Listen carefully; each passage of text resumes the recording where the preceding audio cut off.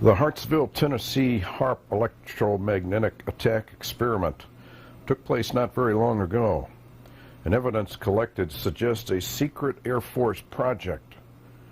Experiment 1. Large telephone systems were purchased and put into the shut-down nuclear power facility. 2. The Air Force was the paymaster. 3. Government C-130s continually dropped material at the facility. 4. Armed guards and military personnel are guarding it. 5. Black helicopters and triangular UFOs have been seen in the area. And 6. Large trucks entering and leaving the area are constantly seen between 2 and 3 a.m. in the morning. The radio station checked HAARP records and found anomalous bursts of electromagnetic pulse energy at the time of the attack and a small earthquake that took place slightly after or slightly later, and it was a 2.4 magnitude quake. Exactly what the tie is between HAARP and the secret activities at the nuclear plant are not known. What is known is that the Air Force and other government agencies have an intense interest in conducting electromagnetic warfare.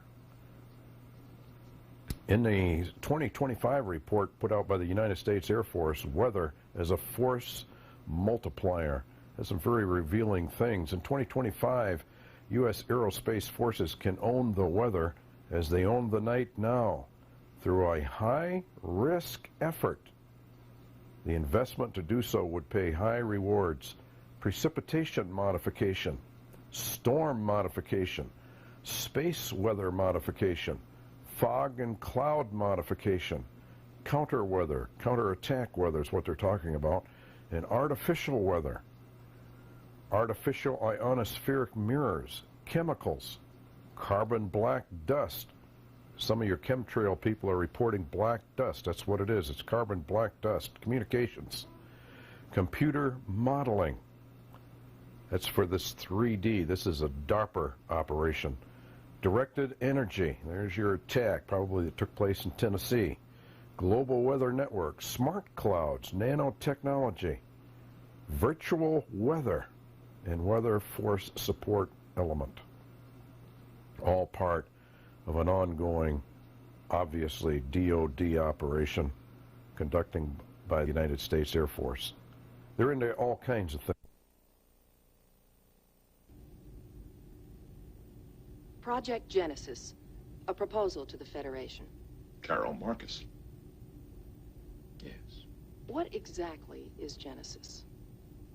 Well, put simply, Genesis is life from lifelessness.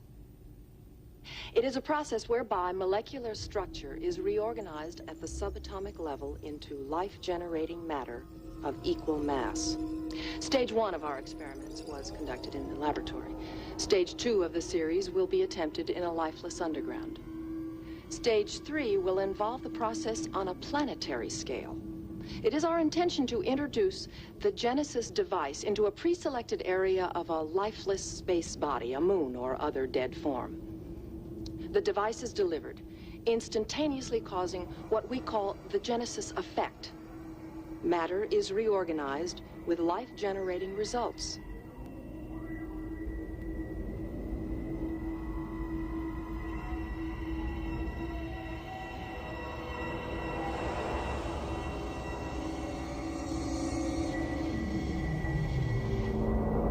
Instead of a dead moon, a living, breathing planet capable of sustaining whatever life forms we see fit to deposit on it.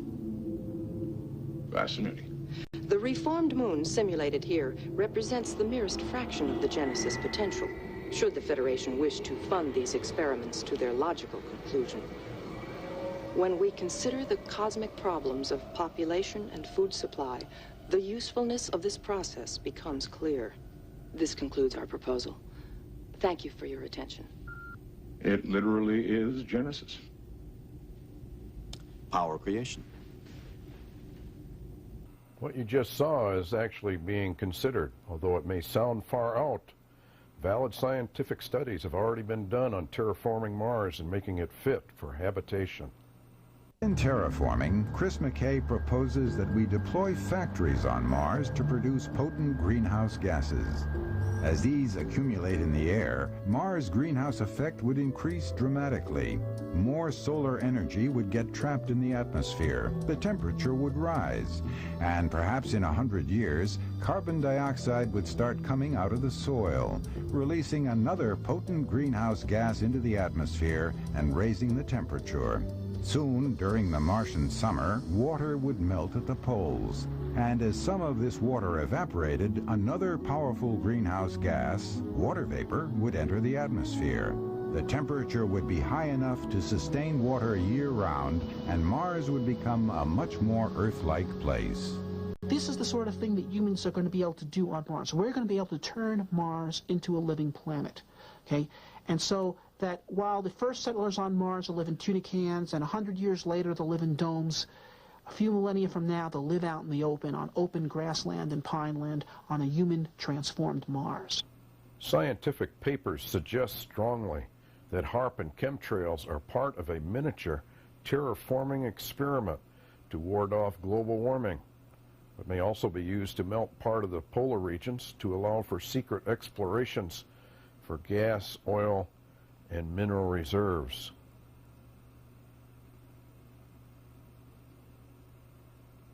Part of 2025 is selective control over the weather and also climate control in specific regions. This means the elite may well be tampering with the polar regions and attempting to offset those effects by chemtrail scatterers, as well as trying to cool the planet slightly. Now, while the hype is on global warming, scientific studies will show that the actual problem is not global warming. Global warming is a precursor to something far more devastating. It's an ice age. And according to scientific studies, we actually sit on the verge of another ice age. Now, you have to understand something here. You have to understand that these people, with their scientific studies, embrace a concept, and they will act on that concept. It doesn't matter whether it's true or not. What matters is that they think it's true. And if they think it's true because they have the money and the power and the position to get things done, they're going to go ahead and move on what their consensus is for a particular subject. If you study the papers, an ice age is really what they're worried about. And I think we can prove that an ice age is what they're worried about when it comes to alternatives 1, 2, and 3, because global warming, although devastating as it is, in changes of the climate around the world and shifting areas of agriculture production, etc., the flooding, the storms, the damages from the storms is one thing, but an ice age is devastating. It's devastating for a number of reasons. The ramifications of an ice age are severe. Your agriculture basically is destroyed. And if these things can occur as rapidly as scientific evidence says they can occur, within the 10 to 20 years, you would have effectively all northern hemisphere agriculture come to a grinding stop. That means, as you probably already know, massive global starvation. The northern industrial nations would slowly become uninhabitable in spite of all the technology that they could employ to stop it. If an ice age actually begins and the ice starts to creep down over Canada in the northern United States, all those people in those regions have to move south. The southern regions are already inhabited. And that would mean massive warfare, because the northern populations would have to move into the temperate regions. Now, what's interesting about this is that the temperate regions are not agricultural intensive. Highly mountainous, jungles, etc., etc. Now, although that might change in a rapid approaching ice age, it would just devastate all agriculture and food production. And the world would, at that point, if it went into an ice age, would be only able to sustain a very small population, and that would have to reside in the temperate regions, the temperate zones. Now, you could slow down global warming via the HAARP projects or through chemtrails. You would then, according to the scientific studies, slow down an impending ice age. You might even be able to stop it. Now, if you get into what they're doing for solutions to stopping an impending ice age, it then becomes a little more clear as to why possibly alternatives 1, 2, and 3 are actually being carried out. To slow global warming by any means possible, you'd have to, 1, rewild the Earth. The reason you would rewild the Earth is you want to have all this green absorbing all the carbon dioxide. It not only would absorb the carbon dioxide, you see, but at the same time, it releases a lot of oxygen. The second thing you would want to do is depopulate the Earth. You've got to somehow depopulate the Earth so that if you fail in your attempts to control global warming, then, you see, you have an area to move down, and that's possibly why you're finding AIDS and Ebola and all these diseases showing up in the temperate zones. Africa, for example, has been severely targeted. A number of places in the temperate zones are being decimated by AIDS. Your Ebola outbreaks have come in those regions, etc., etc. Now, they could also use scattering agents. We're going to show you some scientific proof that they're using scattering agents, which, to the observant, we call them chemtrails, and they're really reflective scattering agents to deflect sunlight back up. And it was estimated by Dr. Teller that if only 1% of the sunlight could be reflected back into the outer space and not absorbed by the Earth, that would be sufficient to stop global warming. Now, the next thing you could do would be to dig underground facilities, because you might have to go underground if you could not make it above ground in the northern regions. In other words, you could build massive underground complexes. It's very, very very, very interesting, I should say, that the Hopi Indians and their prophecies claim they came up from huge underground facilities during the last major cataclysm on Earth, which would have been the flood of Noah. Now, the other thing that you would do in a ice age, impending ice age, depending on how severe it got, you might want to set up Mars bases to repopulate the Earth when they get the ice age under control and they can make it recede. Or, in lieu of, they could, of course, attempt to stop it. Now, basically, how are you going to get the people, number one, to move out of the rural districts and rewild the planet? You'll find this under Rio and Agenda 21, et cetera, et cetera. There's no question that they are intending to rewild the Earth, and particularly North America, at least 50%. And if you actually take a look at the maps, about 80% of the land in the United States is to be rewilded, or we could say depopulated, and moving people into the mega city areas.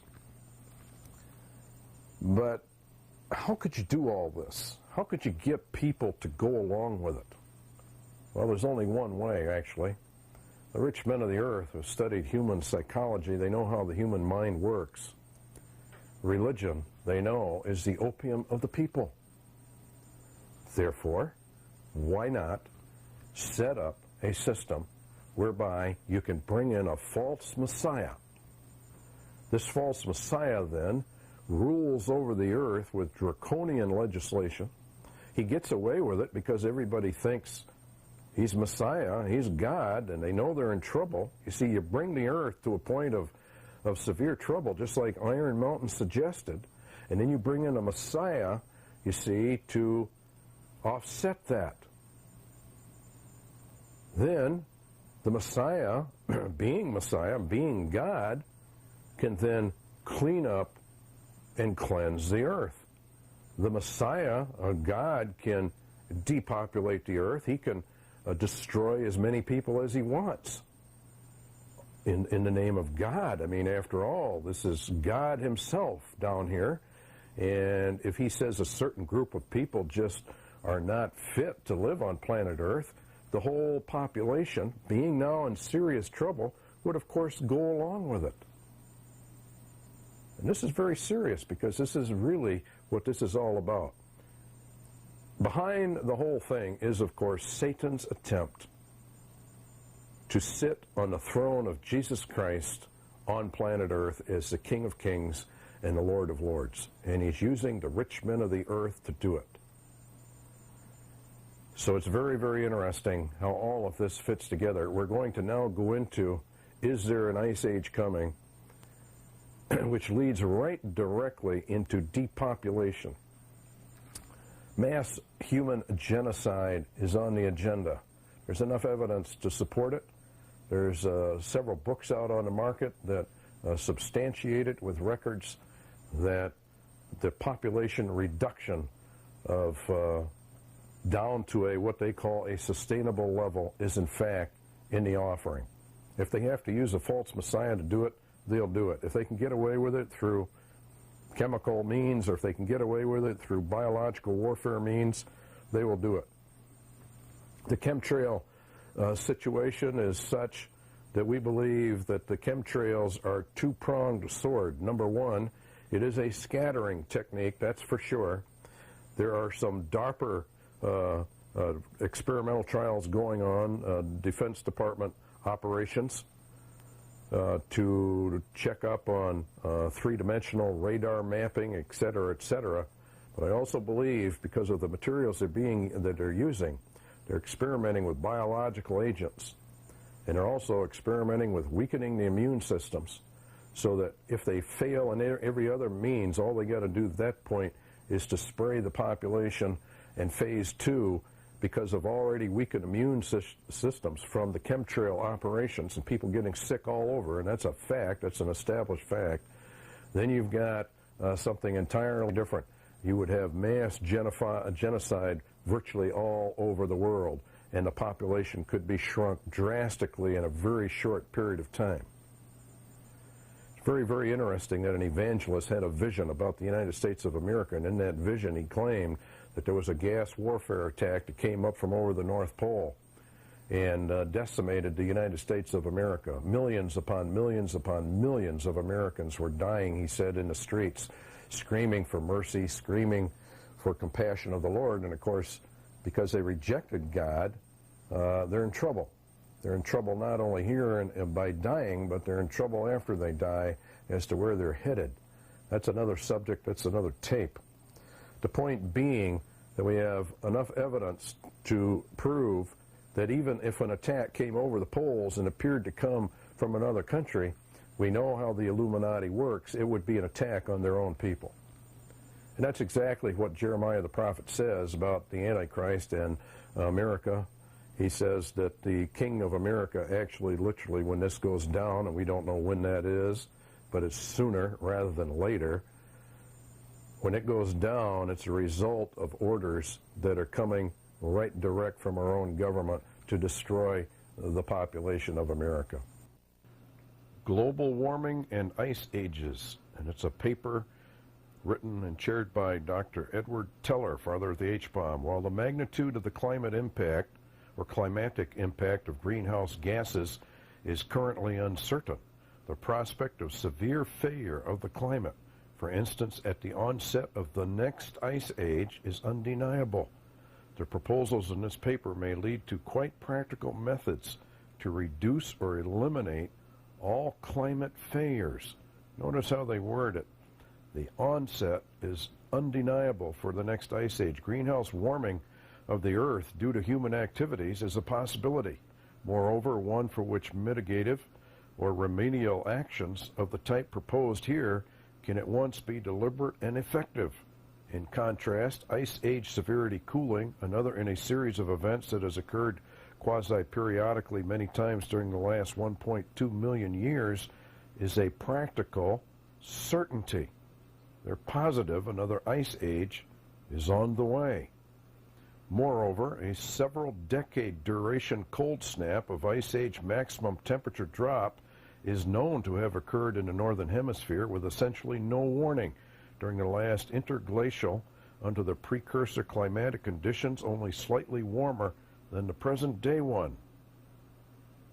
So global warming, if it goes up a few more degrees, is going to trigger another ice age.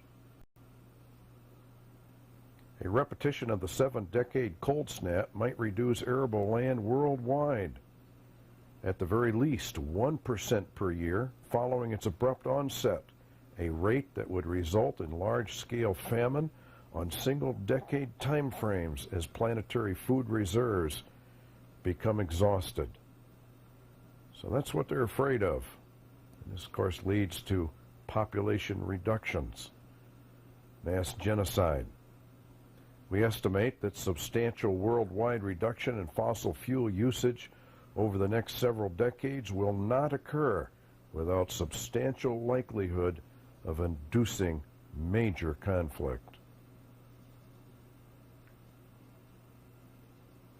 If the United Nations were to bring in severe restrictions on fossil fuel use, it could well bring war. Thus, the UN must be brought up to a position of absolute authority and with a peacekeeping army capable of enforcement of UN directives under State Department Document 7277.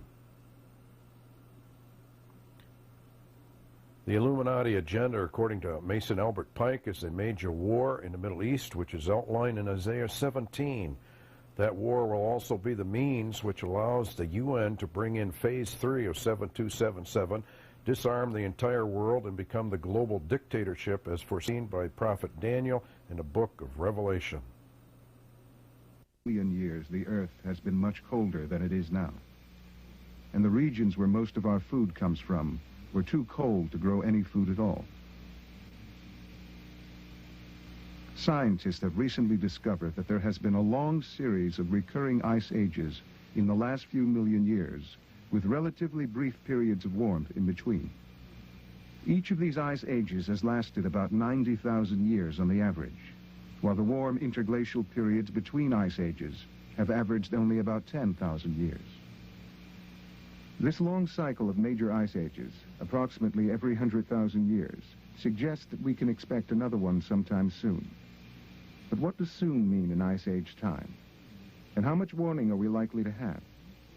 And is there anything we could do about it even if we had some warning?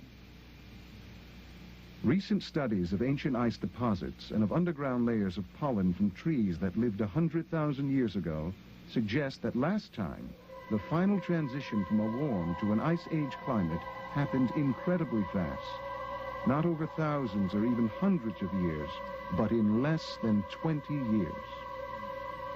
When the shift occurs, the climate in many regions of the Earth cools very quickly.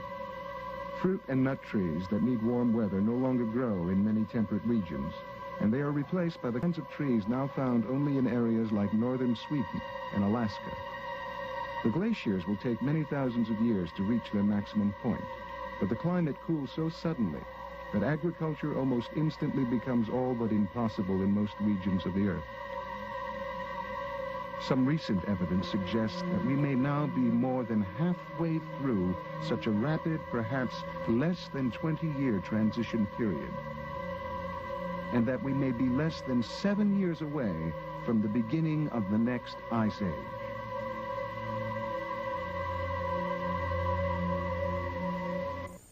The chemtrail mystery and global genocide. Dr. Edward Teller suggested that we use scatterers to deflect the sunlight. The sooner the better, he said. The simplest plan is to put into the high atmosphere small particles that scatter away 1 or 2% of the sunlight. In other words, they spray it into the air. Chemtrails, the video, goes into this at length. Excellent video. sign? Is this their personal mark here, or is it a satellite targeting? Those that discredit the issue would often try to explain this and say that the aircraft are simply operating at different altitudes and it's a customary and normal maneuver. Unfortunately, I don't think that explanation is satisfactory because one always needs to look at this issue in terms of historical context. It's extremely important to consider the range of experience to us with aircraft since the end of World War II on a continuous basis, not on an isolated instance. So that's the number one problem that you have to deal with, is there simply is no record of such flight activity. You get every day. I come up to Albuquerque. I live out in the middle of the desert. I can see both ends of the state, and I see the contrails. I'd say on an average of once every 10 days, maybe twice a month. What's the average rate of sightings of this? 2 to 4 times a week. Keep in mind that I'm a carpenter, so I work outside almost daily, and where I can have a full view of the skies. And in fact, that's when I first sighted this activity. So 2 to 4 times a week is what we're seeing now. I mean, atmospheric pollution. Some believe it's a residue from a new jet fuel. Others even think it's a military weather modification program. And in Olympia, State Senator Bob Morton has written this letter to the military asking if there is a connection between the mysterious jet trails and the mysterious illness affecting flight attendants on Alaska Airlines. I am a pilot, a private pilot, done a lot of flying, and yes, I have to admit that I have at times been curious as to how come the width and that what appears to be the collecting of these contrails into a cloud formation. Normally they've been just a straight trail, but these do appear to be different. So far we have few answers, just many questions. And a unique oval-shaped contrail left by a test flight. Watches it drift all the way across the state for 6 hours and finally form a huge cloud 60 miles long. Scores of contrails left by commercial flights turn into one enormous cloud, an astonishing 800 miles long. The tremendous HARP, electromagnetic type of activity that's been going on all day. I mean all day long. It's just tremendous. There's herringbone, fishbone, I mean all kinds of it. And it's streaming this particular time in the afternoon from the southwest to the northeast. It's like it would be streaming. A lot of electromagnetic pulse activity in the atmosphere. Even up there, you see some of it up there. Up there it is. And it's right overhead.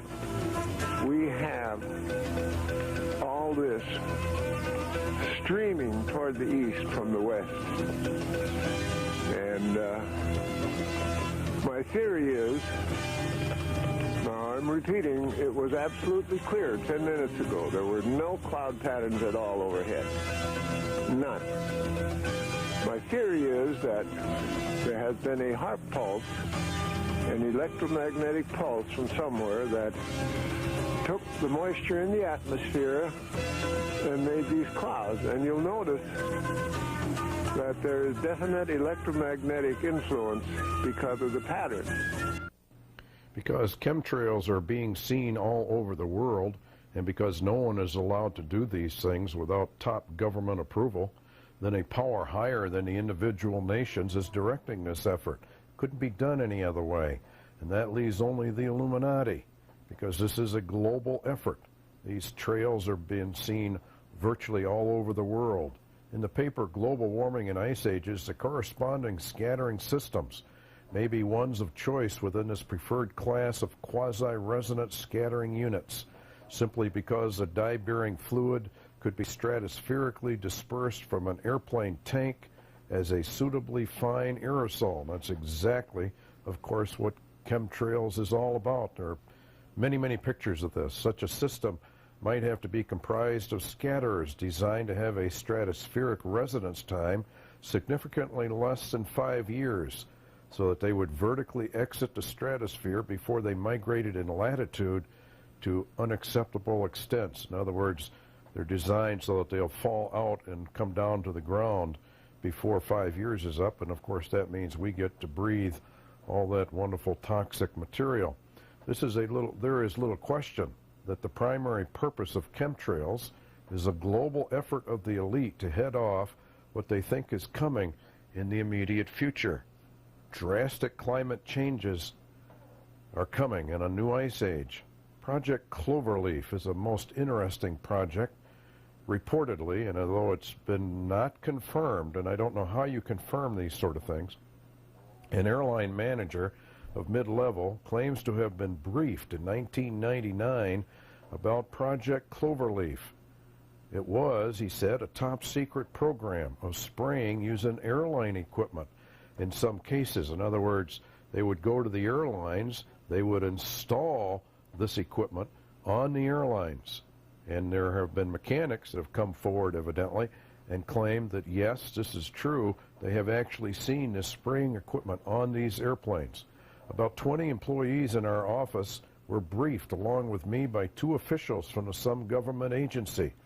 They told us the government was going to pay our airline, along with others, to release special chemicals from commercial aircraft. The program was of such importance that it needed to be done at all cost. There were not enough military aircraft available to release chemicals on such a large basis as needs to be done. That's why Project Cloverleaf was initiated, to allow commercial aircraft to assist in releasing these chemicals into the atmosphere. If the general public knew that the aircraft they were flying on were releasing chemicals into the air, the environmental groups would raise hell and demand the spraying stop, the government officials said. The public does not need to know what's going on, and this program is in their best interest.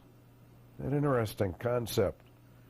All of this makes sense if you view this as a global effort by the Illuminati to slow down their possibly artificially induced global warming to get at the polar regions. They may now realize they've gone too far, or in the alternative, have waited too long to stop the coming ice age. The dark side of chemtrails, eugenics, and population reduction. These two concepts go hand in hand. Do the elite consider the masses of the world as cannon fodder and useless eaters? They certainly have said so. Do they long for the day when they can murder them via mass genocide operations conducted secretly so they can get away with it? Using methods not detectable so no one could blame them, required the advent of biological warfare and a means of worldwide dispersal, a form of non-lethal warfare. It is actually a plot hatched in the bowels of hell itself, for by weakening the immune systems and causing people to die slowly from manufactured strains of biologicals for which there is no seeming cure, the victims turn to the pharmaceutical cartels and spend huge sums for drugs to cure their illness. Thus they are robbed of their health and their money before they perish. There is a huge interlocking cartel in the world, the Illuminati, government, military, pharmaceutical, medical complex. It's simply called the New World Order.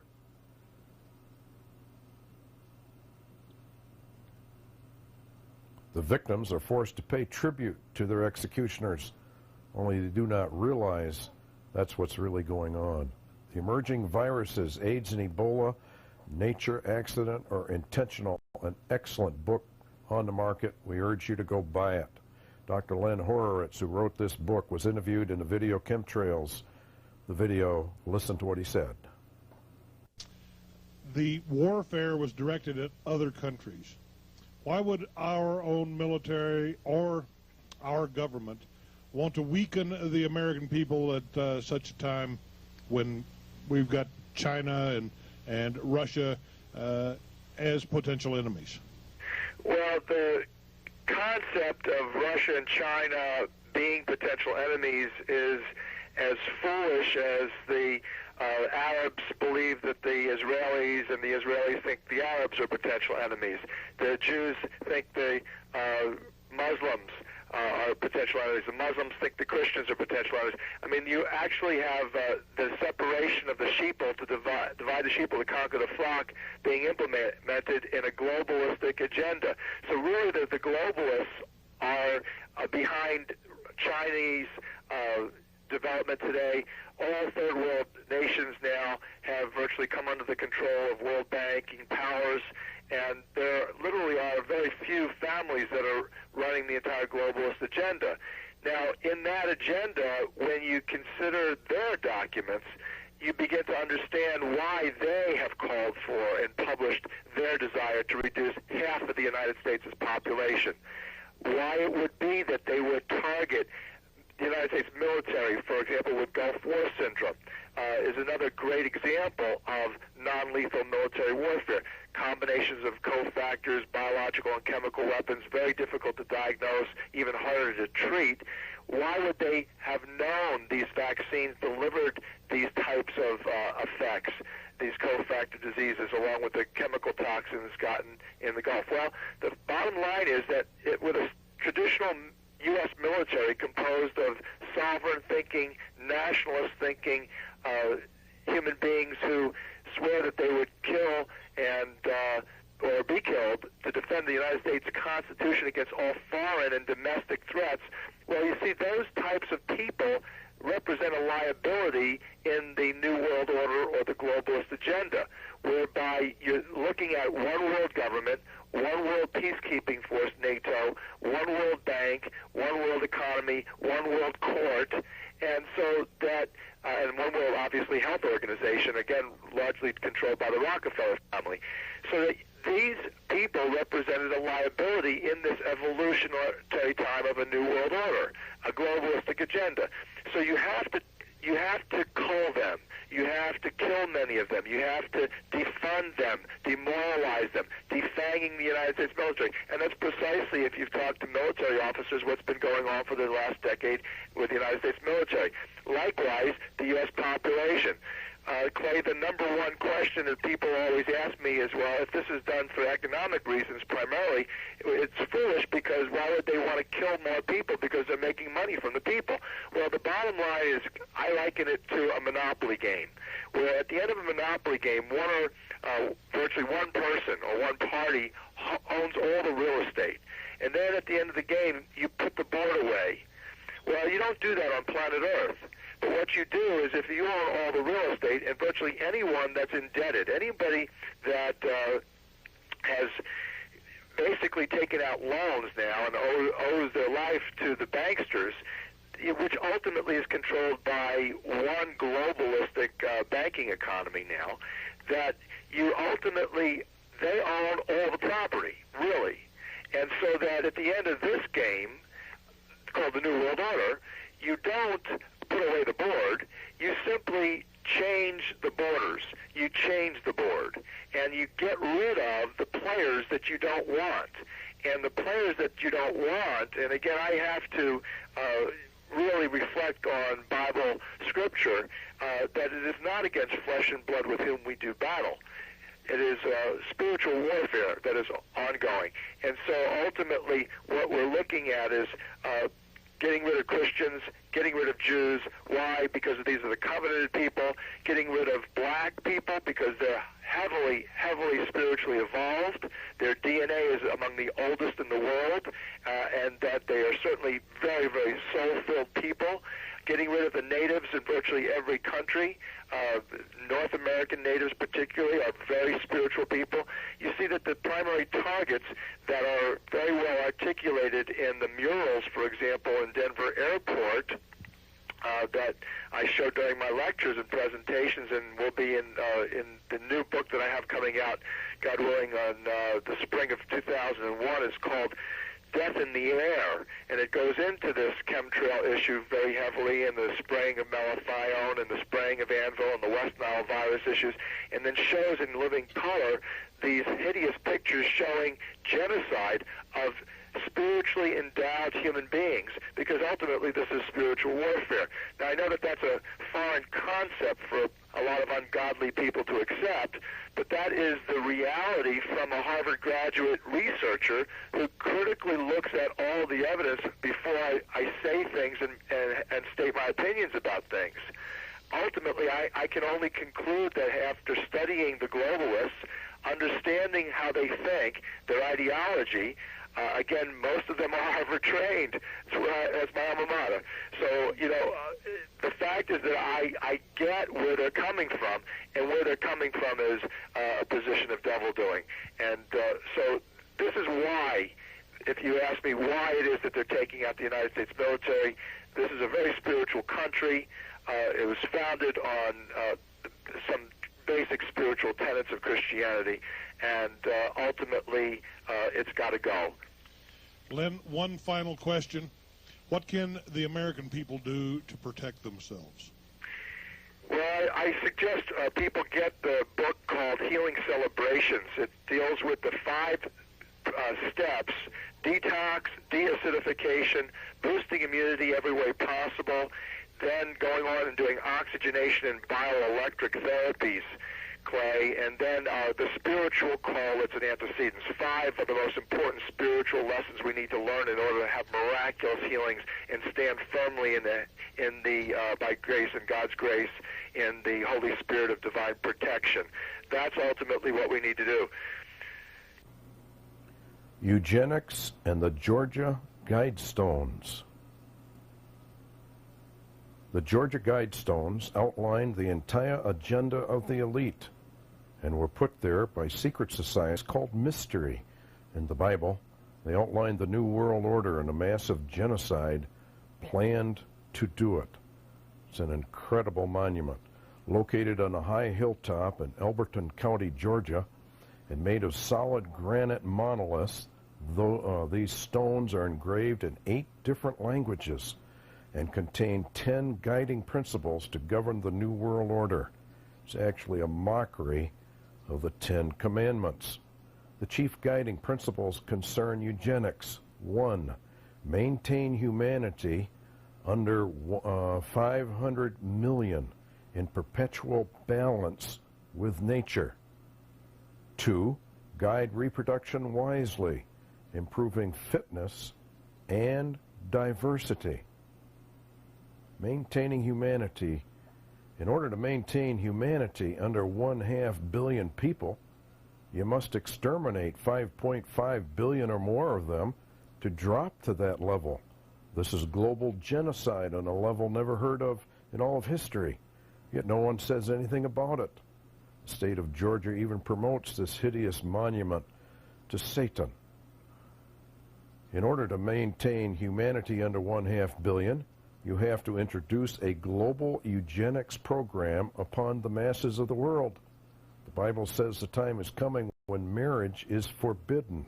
Reproduction will be in the labs per the report from Iron Mountain. There is no question but that a universal requirement that procreation be limited to the products of artificial insemination would provide a fully adequate substitute control for population levels. These people in the elite mean business, and they think the earth is way, way overpopulated. Such a reproductive system would, of course, have the added advantage of being susceptible of direct eugenic management. Its predictable further development, conception, and embryonic growth taking place wholly under laboratory conditions would extend the controls to their logical conclusion.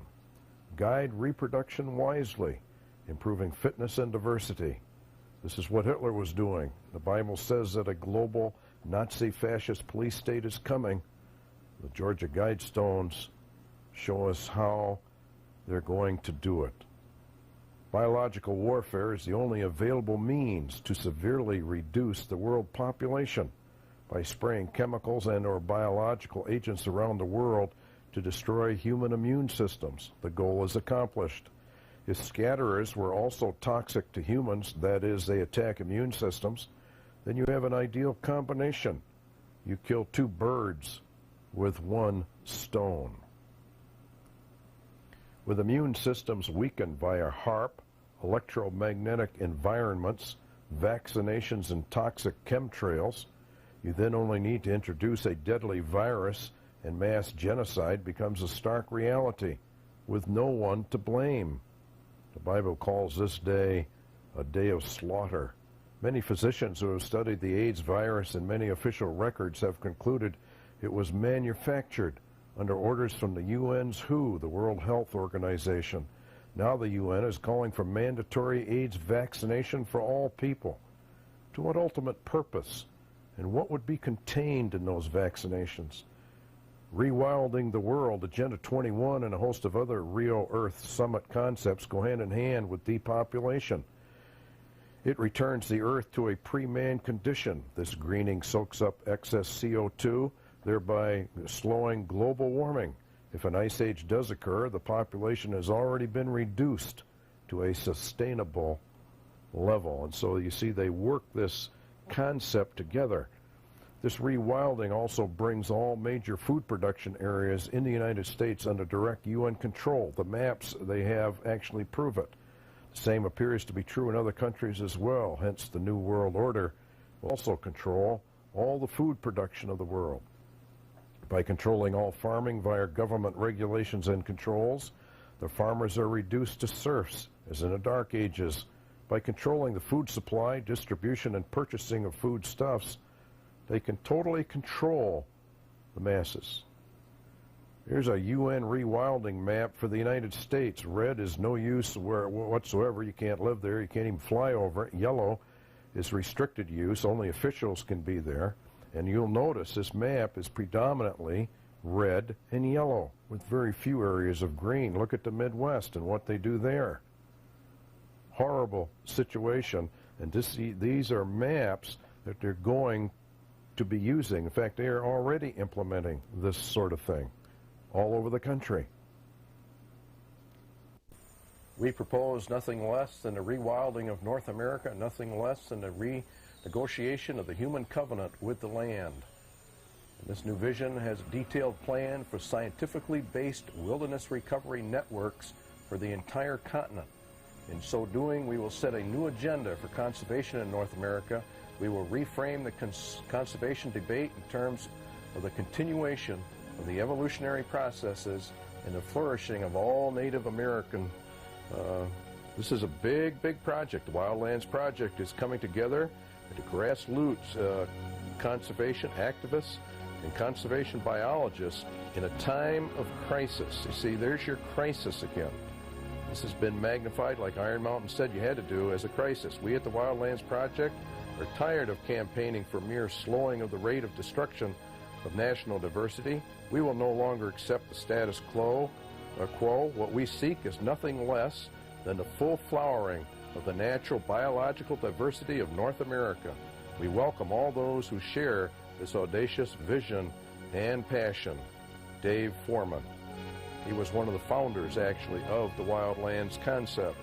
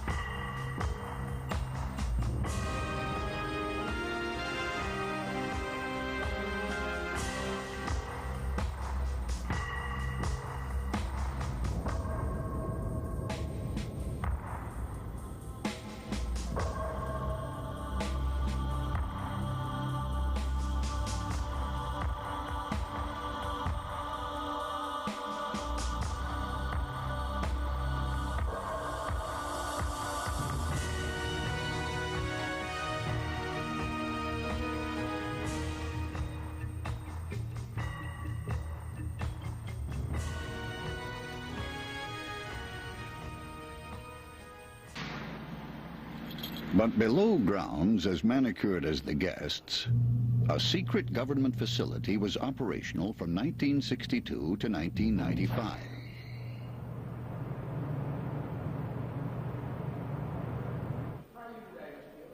Fritz Bugas directed the resort's audio-visual services for 25 years. But that wasn't his only job. For 24 years before that, he'd been an Army intelligence officer. And his other job here was managing the bunker. In the 30-plus years that the fallout shelter was in operation, literally tens of thousands of individuals have walked through this foyer not knowing what was behind this door. In 1958, the Greenbrier was adding a new wing. Federal officials had contracted with the resort to build a secret facility at the same time. A place for Congress in case the Soviets radiated Washington. The new construction was perfect cover. The former Congressional Relocation Facility located here at the Greenbrier was a self-contained, sustaining facility. It had an independent power, water, and air source, as well as a supply of freeze-dried and dehydrated foodstuffs that would feed 1,000 individuals for a period of 60 days. Congress would need to function after a nuclear attack, including decontamination chambers. The new exhibits and meeting rooms had explained 3 years of digging and building. But no one realized they were part of and covered the bulk of the 5-star bomb shelter.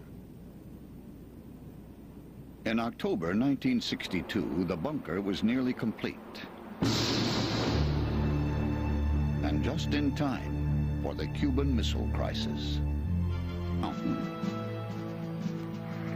Not just another armed and guarded military base.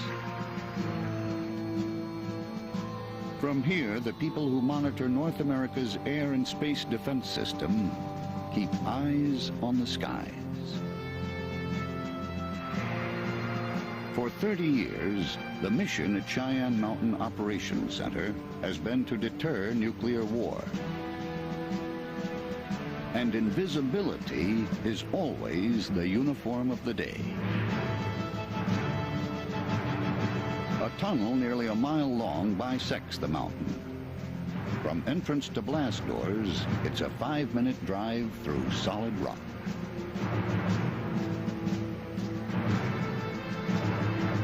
This is where more than 1,400 U.S. and Canadian military personnel watch everything that moves in Earth orbit and below. They do it with electronics and sensors that track satellites, manned space vehicles, aircraft, space debris, and missiles.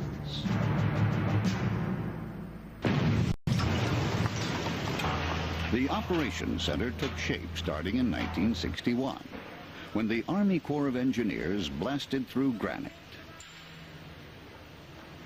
They wanted to build a bunker that could survive an earthquake or a nuclear detonation. They excavated a 5-acre tunnel system, removing more than 1 billion pounds of rock. The whole complex sits on steel springs, 1,300 of them, to absorb shock waves that go with earthquakes and nuclear blasts. If the U.S. ever goes to war, Cheyenne can seal itself from the outside world behind 25-ton blast doors. Now that's a bomb shelter.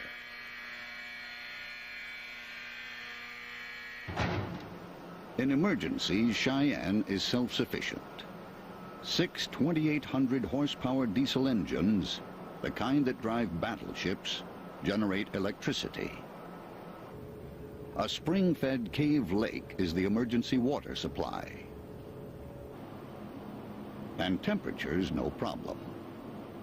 Cheyenne uses so many computers that they produce enough heat to warm the whole facility.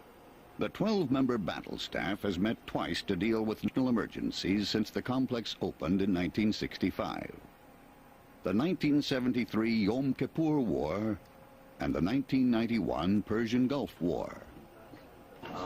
The command center is Cheyenne's brain.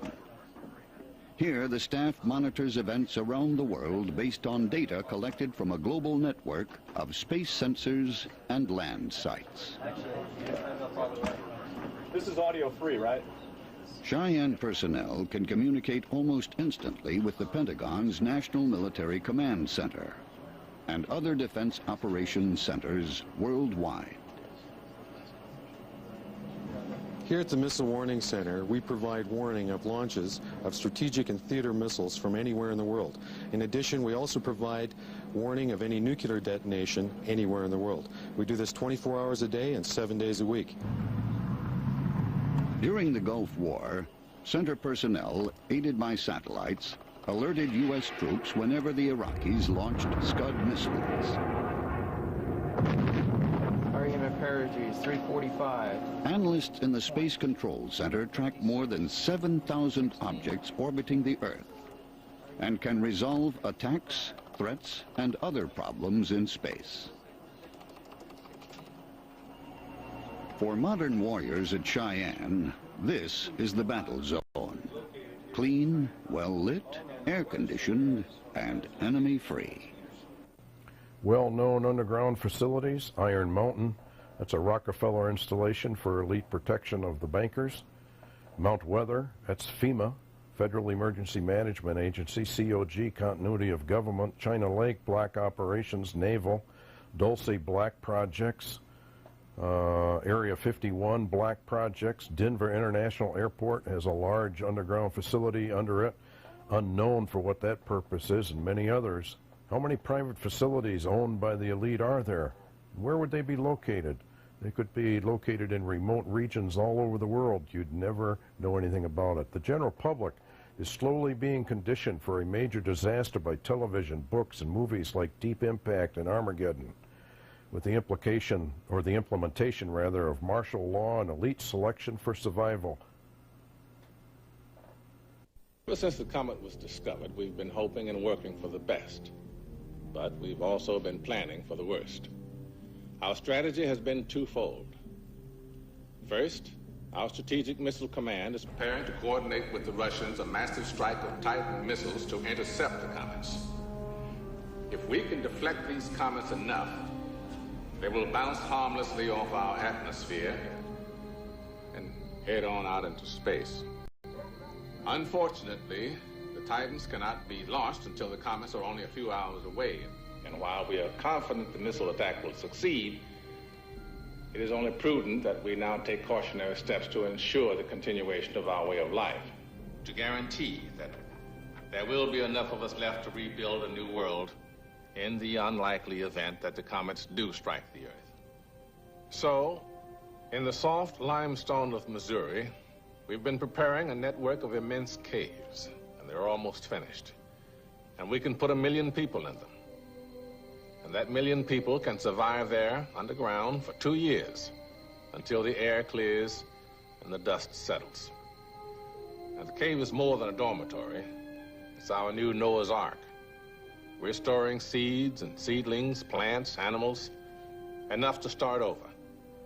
On August 10th, a computer will randomly select 800,000 Americans to join the 200,000 scientists, doctors, engineers, teachers, soldiers, and artists who have already been chosen. Other countries are preparing similar caves along whatever lines they feel are best to preserve their way of life. This is ours. Beginning tonight and continuing until the crisis passes, I am declaring a state of martial law. The armed forces and the National Guard are working with local law enforcement. A national curfew begins at midnight tonight. Now, wherever you are, go home. Stay off the roads after sunset. Crimes against persons or property will be dealt with swiftly and harshly. News stations around the nation are being faxed copies of the lottery procedure as we speak, and they'll be broadcasting details to you in a few moments. We now have the details for the National Lottery. Those of you who have been pre-selected will be notified within the next few minutes. For the rest, on the night of August 10th, those whose social security numbers have been randomly selected by computer will be notified. While some Americans over 50 years of age have been pre-selected for the ARC due to their expertise in a necessary field of study, no men and women over 50 in the general population will be included in the lottery.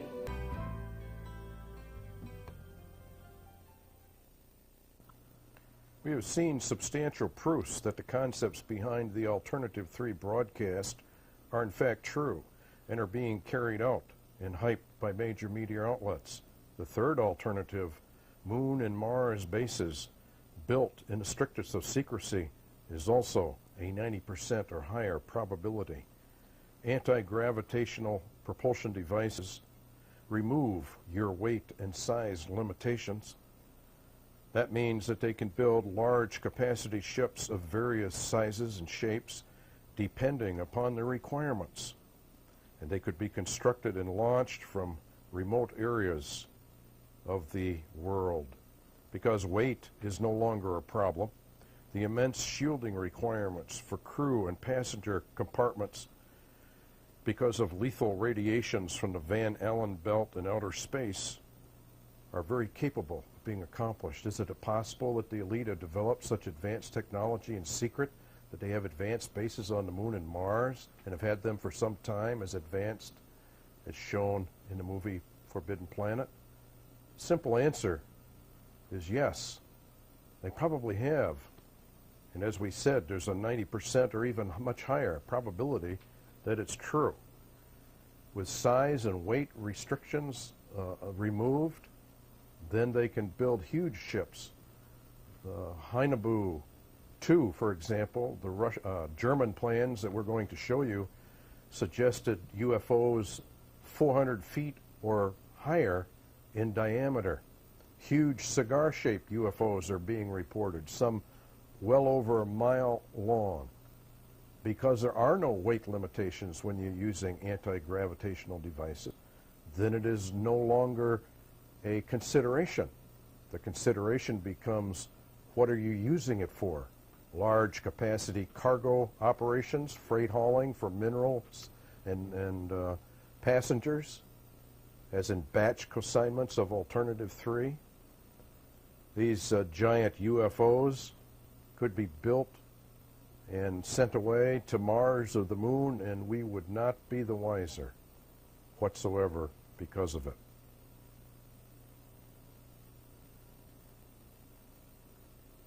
In the television release of Alternative 3, they play what they claim is a recording of astronaut Bob Groden, obviously not his real name, speaking of these huge UFOs.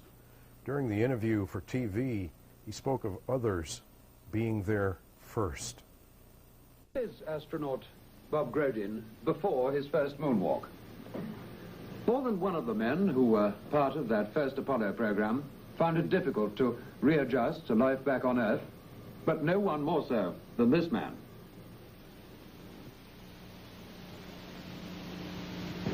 Here he is, as he is today. 5 years on. There were psychological factors, it seemed, which on the surface could explain away the changes in personality, the instability, the breakdown of former relationships. But what exactly were those psychological factors?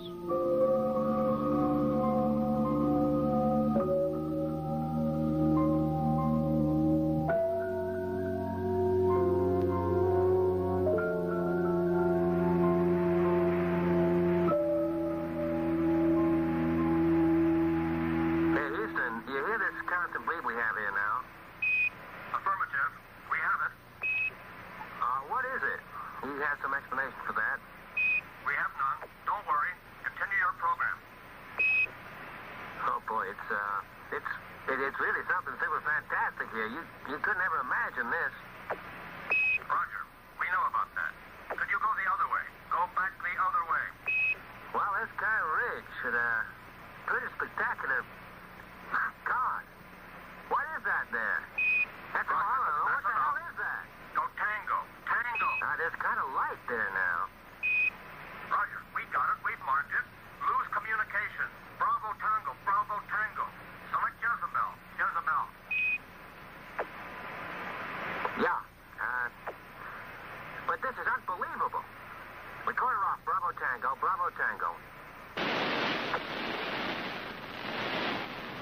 Bravo Tango, Giselle. A form of code, but meaning what? Certainly nothing to the 600 million people listening on Earth below. From Boston, Massachusetts, we arranged for ex-astronaut Bob Grodin to talk to us. The interview was filmed to be edited later. Can you hear me all right? Can you hear me in Boston? Yeah, go ahead. Grodin showed no reluctance to discuss the breakdown he'd suffered after his return from space. But nothing remarkable seemed likely to come from the interview until I asked this question. It's been suggested, among others by some very responsible people, that you, all of you on the Apollo program, saw far more out there than you've been allowed to admit publicly. Would you like to comment on that suggestion? What the hell are you trying to do to me? Can I ask you that? What the hell are you trying to do to me? Well, I was only trying You trying to screw me? Is that what you're trying to do? You trying to screw me? Like that dumb bastard Valentine? Is that what you're trying to do? Well, why me? I was up there to do a job, man. That's all I was up there to do. I don't have to answer questions. Oh, hell. What's the matter with this thing now? It's not this end. Somebody's pulled a switch somewhere. That somewhere, so far as we could discover, was neither in London nor in Boston, but in the satellite connecting the two. The incident has never been explained. Nevertheless, that one word, Valentine, was enough to send Colin Benson and a camera operator with some very innocent-looking home movie equipment across the Atlantic posing as tourists. This is what they brought back on 8mm film. I would never have found Bob Grodin unless he had been willing that I should. But starting with the few leads I had, I was brought eventually to the remote bungalow where he now lives. Do you want a beer? Mm-hmm. Sure. Just one. I'll wait you. Annie! Annie, can we have a couple of cold beers? Well, what do you want to do? Do you want to do it out here or in there? Doesn't make any difference. I don't think we're going to have a private conversation. We're from here. Yeah. Michael, baby. Meet the professor. Hi. Thank you. You guys want to reveal all? Well, that's Annie. She's not my daughter, right? You put that on the record. Right? You got it, Bob. She's a great kid. Well, without her, I'm pretty lucky. We talked for an hour before Grodin became willing to discuss our previous and abortive satellite interview. You try that. Sure, thanks. What exactly can you tell us about Valentine? Well, remember Valentine, he showed up at NASA with some tape he made. And he got pretty damn excited when they played it back in that jukebox. Jukebox? Well, a decoder. I mean, you can pick up a signal if you got the equipment, but you can't unscramble that. Without NASA's equipment? That's right. And some young guy helped him do it. You should have known better than that. Was it this man? Yeah, it could be. Yeah, it looks like him. Look, are you sure you don't want bourbon? No, beer's fine. What you're saying is that Valentine was killed because of what he discovered on that tape. Well, I'm saying nothing. I just saw the way that that those guys looked at him, and I knew those looks because they looked at me the same way. Those guys? Look, come on, get a real drink, will you? Come on.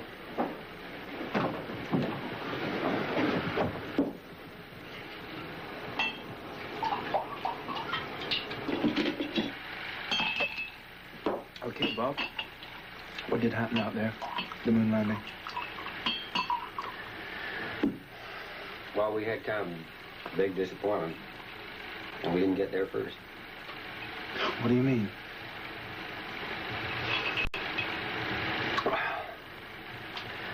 Those later Apollos, they're just a smoke screen. They cover up what's really going on out there. And the bastards, they didn't even tell us. Nothing. Well, what is going on? Well, how the hell should I know? You asked the Pentagon, you phoned the Kremlin after all they were first out in space. I mean, you don't think they just gave up, do you? Give up? I'm not a drink. You want a drink? No, this one. Bob, you got to tell me, what is going on? I mean, what did you see? Well, we came down the wrong place. And it was crawling. Maybe we were all looked like a milkworm. You think you're talking about men from Earth? Do you think that they need all that crap down in Florida to get two guys up there on a bicycle? The hell they do. You know why we're there? To give them a good PR story for all the Hollywood they're shooting out into space. Now we're nothing. Now Christ, we're nothing. You know why we're there?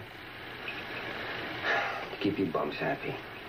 Stop you from asking questions about what the hell is really going on out there. While Grodin is an actor, did the producers of Alternative 3 know for a fact that this portrayal is close to accurate? And who was there before NASA?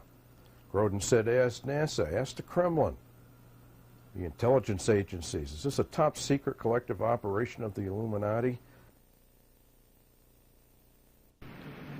There is an element of mystery which puzzles many people in my field. To put it at its simplest, none of us can understand how it is that the peace has been maintained for the past 25 years. You mean the experts are baffled? But also, for once, in agreement. The popular myth that it's been improved for the balance of nuclear power doesn't, frankly, hold up entirely. And the more you look at it, the less sense it makes. There are too many imbalances, especially when you put it in the perspective of history. So what is your explanation? Essentially, what we're suggesting is that at the very highest level of East-West diplomacy, there is operating a factor of which we know nothing. Now, it could just be, that this unknown factor is a massive but covered operation in space. As for the reason behind it, well, we're not in the business of speculation. First thing that I knew is on December 6, 1988, Bob came up here as he usually did in the evening. I was sitting here writing checks, and he sat right in that seat, and I said, what's going on, Bob? And he said, I saw a disc today. And I said, I was so startled, I thought I didn't hear him right. I said, what? And he said, I saw a disc today. And I said, theirs or ours? And he said, theirs. And I said, you went to the test site? He said, yeah, I just got back. This is the first time I went up there. I said, oh, my God. I said, well, what are you doing here? I said, don't jeopardize your security clearance. Work up there for a while and find out what's going on. He said, no. He said, you've taken so much flack over this thing, people not believing you. I'm going to tell you exactly what I saw. And for the next 3 hours and 47 minutes, he proceeded to tell me exactly what he saw on his first trip up to S4 at the Nevada test site. And basically it was that, yes, we had 9 extraterrestrial vehicles. He told me a little bit about the power plants. He told me that he'd been briefed on the aliens that flew them. He told me that he'd been briefed on a number of other secret things. He told me that we, in fact, did have a secret base on the moon. He told me that we, in fact, did have a secret base on Mars. A number of things, some of which were so unbelievable, had I not known Bob to be truthful, I would have been very suspect. But I had known him for this period of time, and I had no reason to believe that he would tell me anything other but the truth. I should step back a minute and say that when I first saw the craft the first time, it was walking into the hangar, and my impression was, well, this explains all the UFO sightings. This is just a secret military aircraft we're working on, and that's the end of that. It was actually the second time when I saw the craft, when I got to enter it and look over it, and I finally realized what was going on, that this is an alien craft. And of course this was after I read the briefings, and that was a totally different feeling. That was not a feeling of excitement. It was almost an ominous feeling that a feeling as if you shouldn't even be there. It looked like, if anyone's familiar with Billy Meyer's sightings, very astonishingly similar to that craft. It was a very sleek, thin-looking, flying saucer-shaped craft.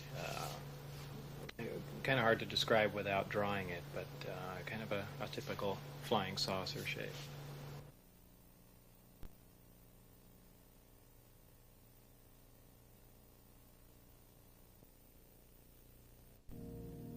Strange tracks in the perpetual ice.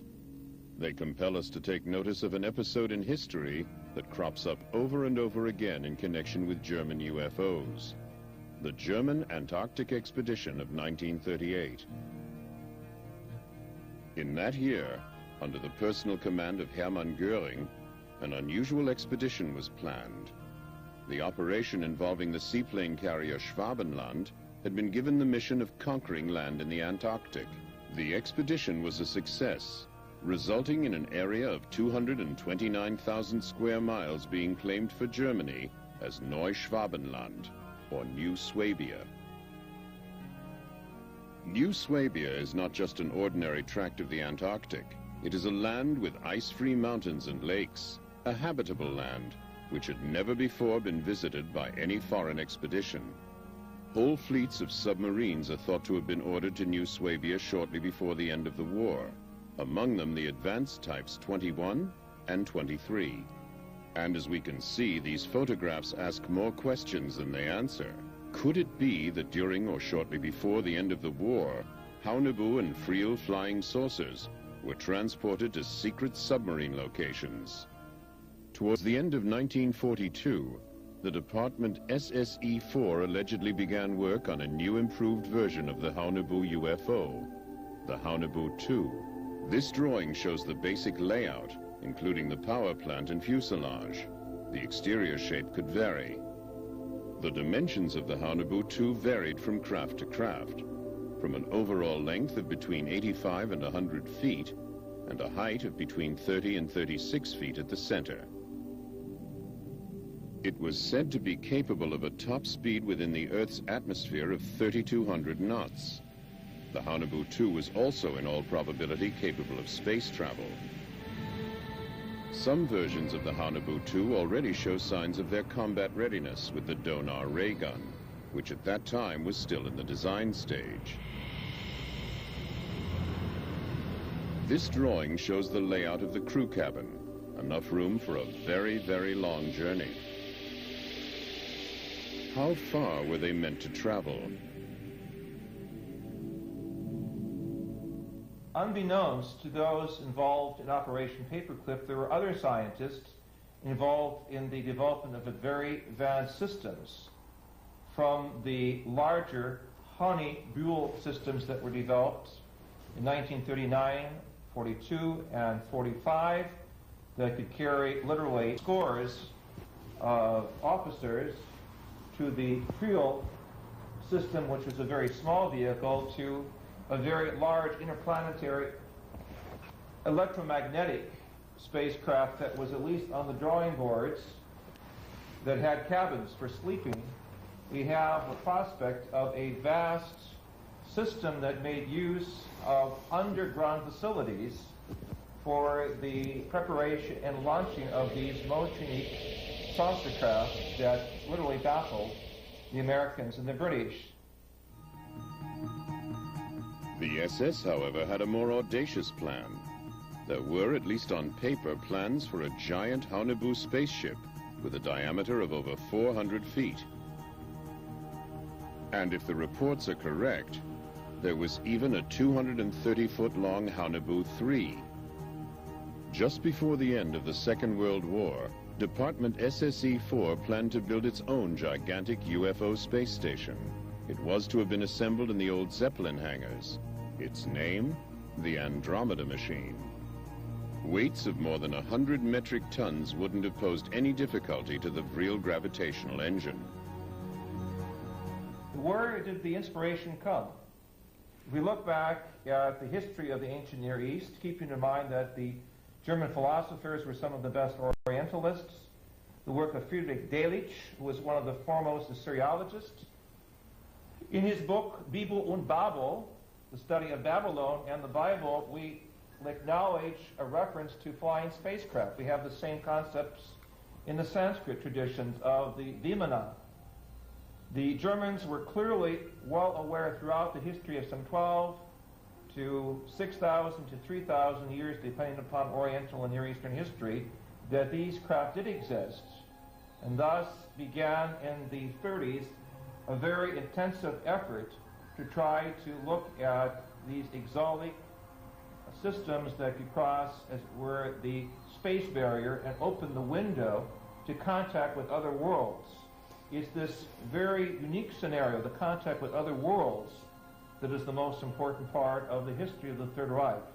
Well, how does this type of experiment arrive on the scene? That is to say, the genetic experiments.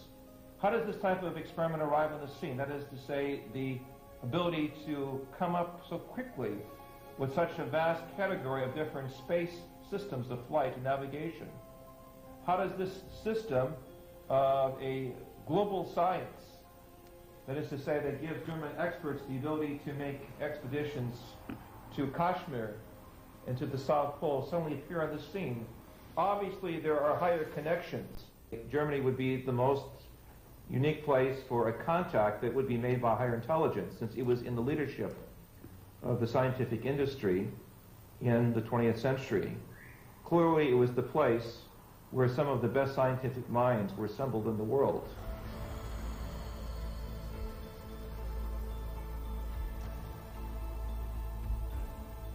Can we really disregard the possibility that there was an alien influence or contact at work at that time?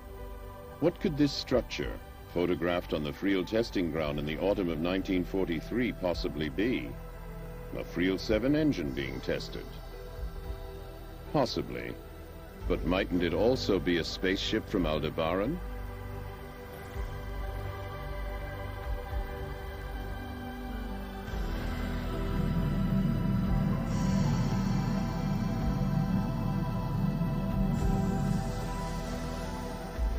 Now, we know that in the early parts of the war, there were certain factions of the Allied forces that did not believe he had a secret weapon. And it wasn't until the Americans made much emphasis of this that they began to look at it seriously, and indeed did discover that Hitler not only had a secret weapon, he had what we would call today a UFO or spacecraft.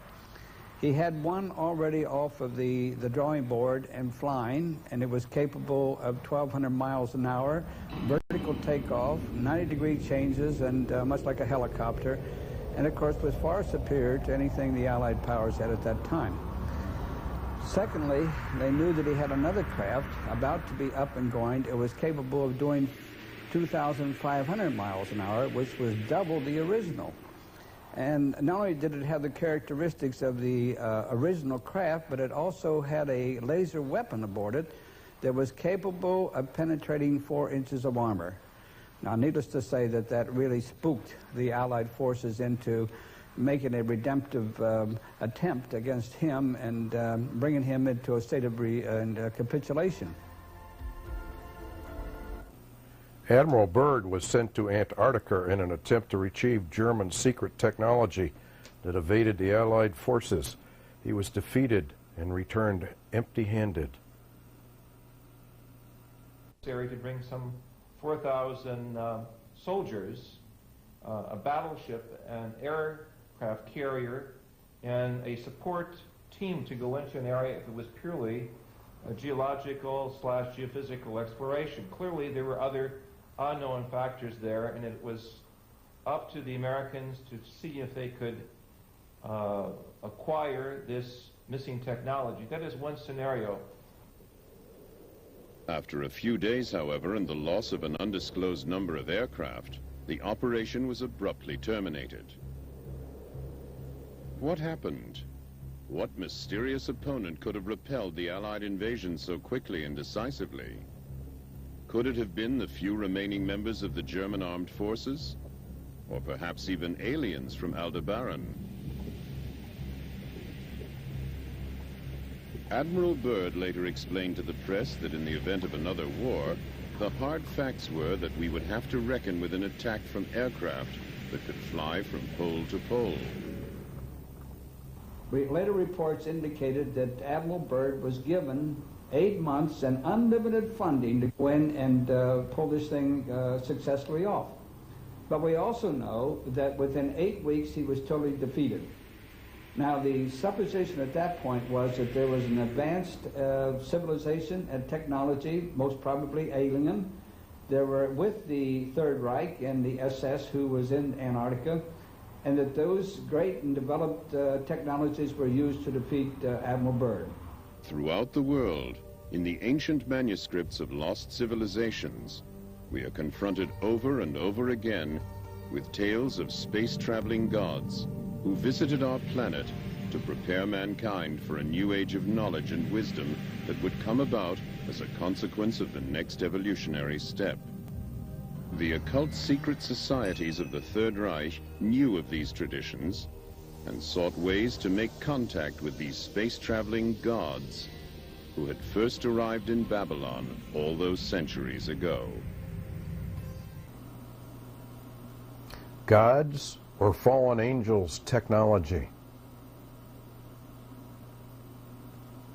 And it came to pass, when men began to multiply on the face of the earth, and daughters were born unto them, that the sons of God saw the daughters of men that they were fair, and they took them wives of all of which they chose. Genesis chapter 6, 1 and 2. Who are these sons of God? The book of Enoch and the Bible both claim emphatically they are fallen angels. And when the angels, the sons of heaven, it says in the book of Enoch, and being numerous in appearance, made men profane, and caused them to err, so that they sacrificed to devils as to gods.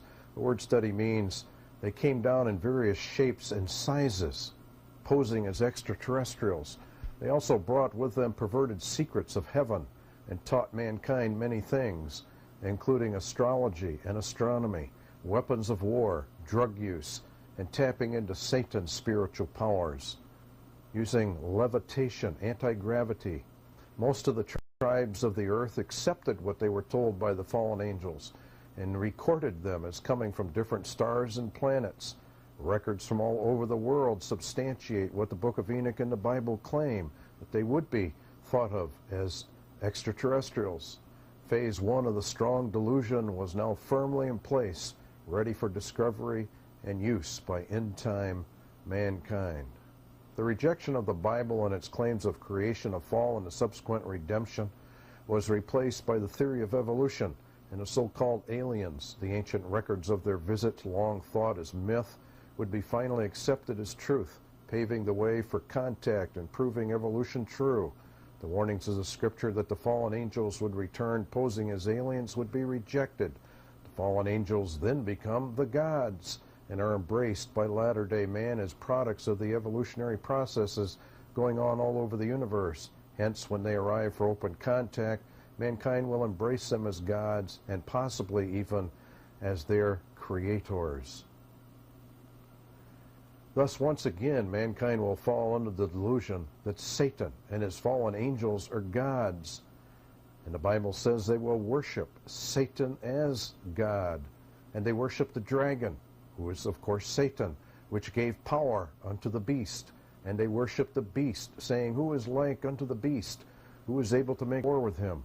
The word worship means that they actually bow down, like licking the hand before Satan himself, thinking, of course, that it's God. Germany was deep into the occult. The Illuminati is deep into the occult. The marriage between the Third Reich and their occult theology and the Illuminati came just after the war. Under Operation Paperclip, many of the German high command were placed in our intelligence agencies. The seeds of the Fourth Reich and the beast of Revelation were sown. The third beast of Daniel was Nazi Germany. Daniel chapter 7, with the wings of fowl, which in Scripture means of Satan. It would come back again and be the main part of the beast of Revelation. And that means that German technology will be used to fool the world into accepting the false Messiah, lying signs and wonders, the Bible says. ominous parallels in technology. The German HXV-3 Flying Wing 1945 plans for a 6-engine turbojet transport flying wing. German operational flying wing actually photographed in flight. Is the Flying Wing, the product of years of engineering research by Northrop Aircraft and the United States Air Force. Today, it is the latest answer to aviation's demand for more speed, more range, and greater efficiency of operations. The Flying Wing can carry a larger load faster, farther, and with greater economy than conventional airplanes of similar size and power. The amazing designs of Germany show up in the B-2 stealth bomber. Notice the occult star of Satan with the 2 horns pointed away from the bomber itself. And you're going to find German technology very deeply embedded in American aviation technology as well as American UFO technology. They've simply taken that and have had 50 years to develop.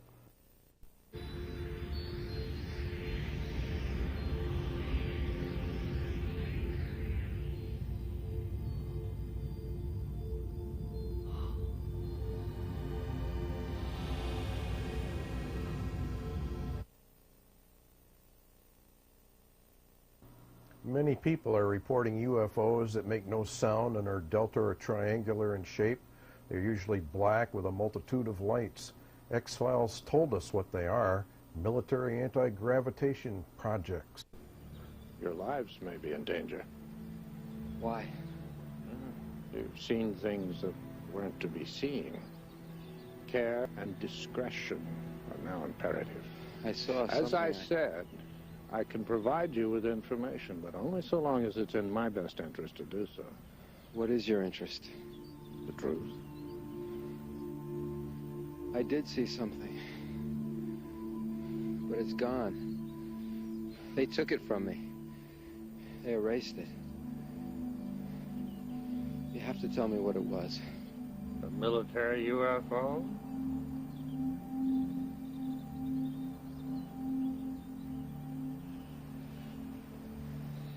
Mr. Mulder, why are those like yourself who believe in the existence of extraterrestrial life on this earth not dissuaded by all the evidence to the contrary?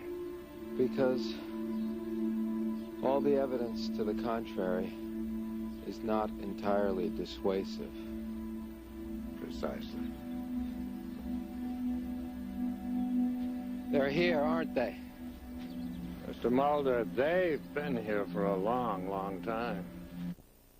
Fallen angels have been here since before the creation of man, and they have been posing as extraterrestrials since the Genesis 6 encounter of the 5th kind. Skunk Works, California. Generations of deep black aircraft were built here. In recent years, its parking lot has remained full. Yet officially, it has little work underway. Too little to explain all the activity. Production of its Blackbird spy plane is long finished. Its last contract was for the stealth fighter. That is near completion. It cannot explain the work being done behind closed doors. Is a new, deep black triangular aircraft being built? Aviation experts suspect that the answer lies in a 1985 Pentagon document. A mysterious aircraft codenamed Aurora Project was accidentally included alongside budgets for the U-2 and Blackbird spy planes. There has been no mention of it since. The first thing I heard about Aurora was that air traffic controllers out on the West Coast were being told to expect very high-speed targets on their radar screens, that it was a classified program, that they weren't to panic and they weren't to report it to anybody else.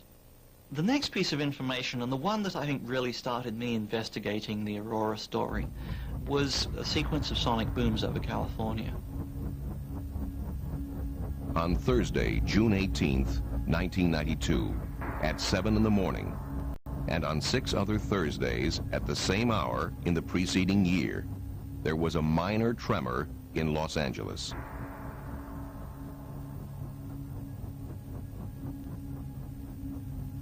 Spurred on by telephone calls from worried residents, Jim Morey of the U.S. Geological Survey set out to discover what was causing this unusually punctual earthquake. At his disposal is a network of seismic recording stations. He quickly established that it was a double sonic boom from a supersonic aircraft. Morey compared the signature of the aircraft's sonic boom with the patterns produced by those of the space shuttle landing outside of Los Angeles and by the SR-71 Blackbird on its world speed record transcontinental flight in 1991. It was completely different. The size and spread of the boom was unique. We actually have quite a few sonic booms in Southern California. One of the reasons is that the space shuttle lands at Edwards Air Force Base, which is in the desert here. It's possible to tell the direction, the speed, and the height of the object that's producing the sonic boom if you have good instrumental recording. So for these mystery booms that we saw, it's clear that they are flying offshore. Because we don't have any stations there, we don't have very much data, so we really couldn't get an accurate estimate of how fast that particular object was traveling. All we can really say is it was traveling faster than the speed of sound. The official explanation was that U.S. Navy fighters were responsible, but few experts were convinced. The breakthrough came when Bill Sweetman received an eyewitness drawing of what he felt could only be the aurora. I'd written a couple of aurora stories suggesting that the evidence was accumulating that something was out there. And I received in the mail a sketch and a note from a man named Chris Gibson. This eyewitness is one of the best in the business. Chris Gibson was a member of Britain's Royal Observer Corps. He was part of their elite international recognition team, one of the top military aircraft observers in the world. One day in 1989, while working on an oil rig in the North Sea, a colleague called Chris outside. There was a formation of 4 aircraft. The lead aircraft was a KC-135 Stratotanker, and off its port side were 2 F-111 fighter bombers. Off the tail of the KC-135 Stratotanker was a black triangular aircraft. It had no wings, no tail, a perfect triangle. And there's nothing that I've ever seen before looked like that, which was an unusual occurrence because I'm trained in instant recognition by the Royal Observer Corps. And if I didn't know what it was, it's not in any books. This shape and the sonic booms told Bill Sweetman a great deal. If you're looking at an aircraft that is designed to fly at what's loosely called hypersonic speeds, that's 5 or 6 times the speed of sound or upwards, there are several things that become absolutely essential. One is that you require a very high degree of sweepback on the wing leading edges. Otherwise, you start getting into severe problems of drag and aerodynamic heating. As you go into this very slender shape, you still need to have a lot of volume in that shape for fuel, for propulsion, for crew. And the best way to provide that is to blend the wing and the body together. You get a very characteristic, highly blended triangular shape, which is, in plan view, identical to what Chris saw.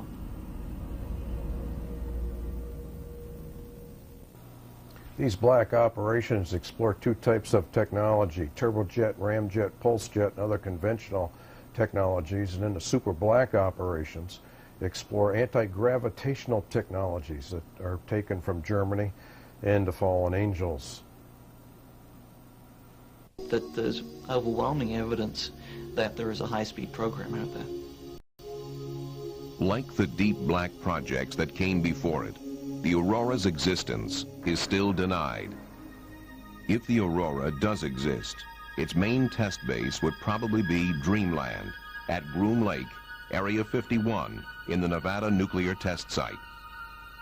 But something else entirely is rumored to be flown here: captured alien spacecraft. Dreamland has become the focus of those who say that there is a government conspiracy to cover up alien contact. Time later that I was actually let inside it, and it became extremely obvious that this was something we didn't make, because only then, after seeing how small everything was inside, that it was obviously never made to hold a human. And they basically came clean with what we're doing is back engineering this because we want to find out how it was made. And that pretty much says it wasn't made here. The disc itself was on 3 levels. The upper level, which I never got to go on. The middle one where you enter, and then there's a lower one where the gravity amplifiers hang down and you can have access to the bottom part of the craft. It's a very eerie feeling to be in there. There are no obvious control panels or switches. The only thing sticking up out of the ground were chairs, the reactor itself, and the actual gravity amplifiers. And underneath them were the other components to the propulsion system. But that's about all that was in there. Bob Lazar's story has been investigated by a reporter at the local TV station. Birthplace of what some have called the Cosmic Watergate. There had been stories about Dreamland floating around in Nevada for a number of years, little bits and pieces in the newspaper, references to secret programs, occasionally a reference to alien technology. There have been some of those same kind of references in ufological circles, people saying there's a secret base in Nevada, you better check this kind of a thing out. It wasn't until about 1987 I started digging into some of these things. In 1989, I met Robert Lazar, and the story he told me was an incredible one by any standards. I thought that if, in fact, any of this stuff checks out, it may be the biggest story in history.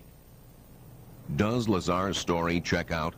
Do any records of Lazar's past employment exist? For myself and the TV station, the key to his credibility, the key to his story was always Los Alamos, because if he worked at Los Alamos, if he worked in classified projects, it is at least conceivable that he would have been brought to Nevada to work in other classified projects. As a test on his veracity, we wanted to go to Los Alamos and have him show us around. He said, I can get you in. That, yeah, we'll believe this when we see it. So we were there on a weekend. Fewer people are in the lab, and Bob, in fact, did take us in. And it was like following him through this labyrinth of different labs and facilities, and he knew his way around like a rabbit in its own burrow. He knew where everything was, and that impressed me, because how would he know if he hadn't been there? Los Alamos was uncooperative from the first day. Years and years went by, and I still couldn't get any confirmation from them that Bob had ever worked there. It makes no sense. They'd have no records on someone who worked there just a few years before, but that's what they were telling me. Now, I had interviewed other people that worked with Bob there who say that he was an employee, he was a physicist, and he worked in classified projects. If that were the case, where are the records? Because to this day, we still can't find them. What this tells me is that someone has tried to wipe out Bob's background so that fewer people will give him any credibility.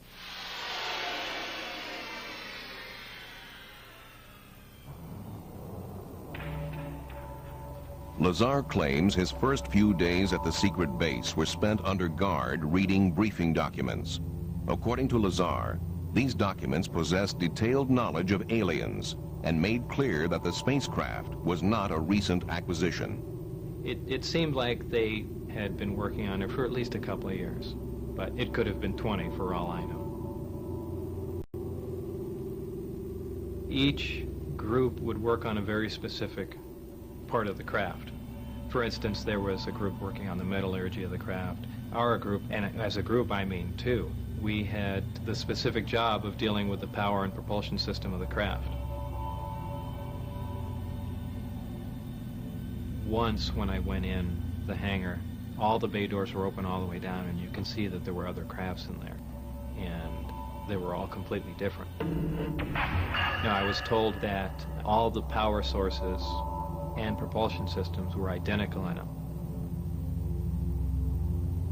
As far as how many of them were operational, I only know the one that I worked on was operational. The rest of them, for all I know, could have been cardboard mock-ups, so I really can't even comment on them. One of the crafts looked like it had been stood up on end and a projectile fired through it. So I would imagine some of these crafts were non-functional.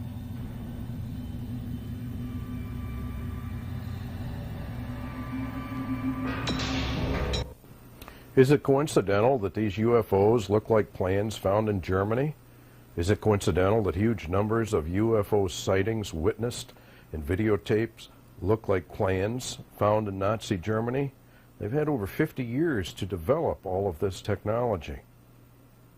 To develop fusion reactors that produce energy like the sun does, but we haven't even thought about working on antimatter reactors, which is 100% efficient. And here was a working model of it, not just a working model of it, but it was small. It was something that a person could lift. And we're looking at something that you can hold in your hand and puts out more power than our full-size nuclear power plants. So this wasn't just a little bit advanced from our technology. This was something big. Is Bob Lazar telling the truth, or is Bob a disinformation agent?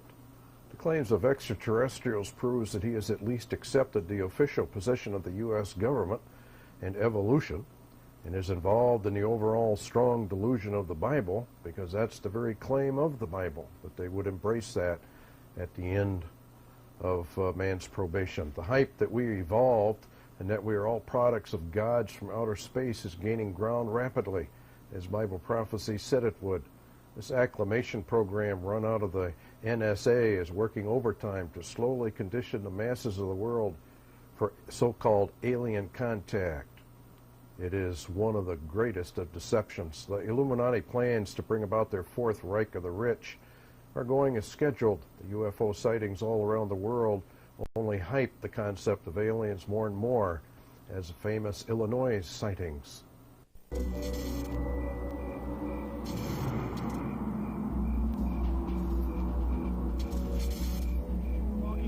Officers who say they saw a UFO early Wednesday morning. Officers in Duval. Within 48 hours, the local press picked up the story of the large flying object which had been observed by more than 6 eyewitnesses. Their accounts bear close scrutiny. What follows is a detailed chronological report of their experiences.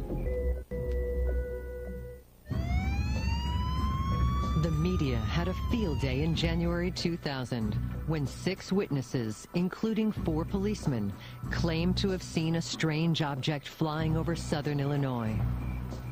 While no clear pictures existed of the craft, the detailed observations of the policemen offered compelling evidence in this sighting. This object was above me about 500 feet, and it was huge. David Massa of Sigma Animation took up the challenge to bring their experience to life. After gathering extensive descriptions from each of the witnesses and data from the field, David prepared 3-dimensional computer models of the flying objects. These he composited onto backplates from each of the sighting locations. Finally, he is ready for the ultimate scrutiny, showing his computer sequences to each of the eyewitnesses. Okay, Melvin, we're going to review the animation work I've done now. Okay. Melvin Knoll's sighting began when he observed a strange light in the sky. So when I got out of the truck, for some reason I looked toward the northeast, up in the sky, and I seen this very bright star. And I thought, well, that's awful bright, but not much about it. Yeah, it was so bright, that's what caught my eye when I got out of the truck, you know that. Melvin went inside for a few moments and then returned to his truck. When he looked up again, he watched the star grow larger. I could see there was red lights under it, and then I could see the side view, and there was a number of about 6 windows, and it was a very bright light, like every room was lit up. If there were rooms, the same amount of light. But it was traveling very slow. I moved on a little bit further, then it got right in line with me, and the partner stopped. That's when I got scared. In a few moments, the object moved off to the southwest, revealing a new side for Melvin to view. And it was windows in the rear of the whole width with lights, dimmer lights with bars over them. How about the look of the windows on the side?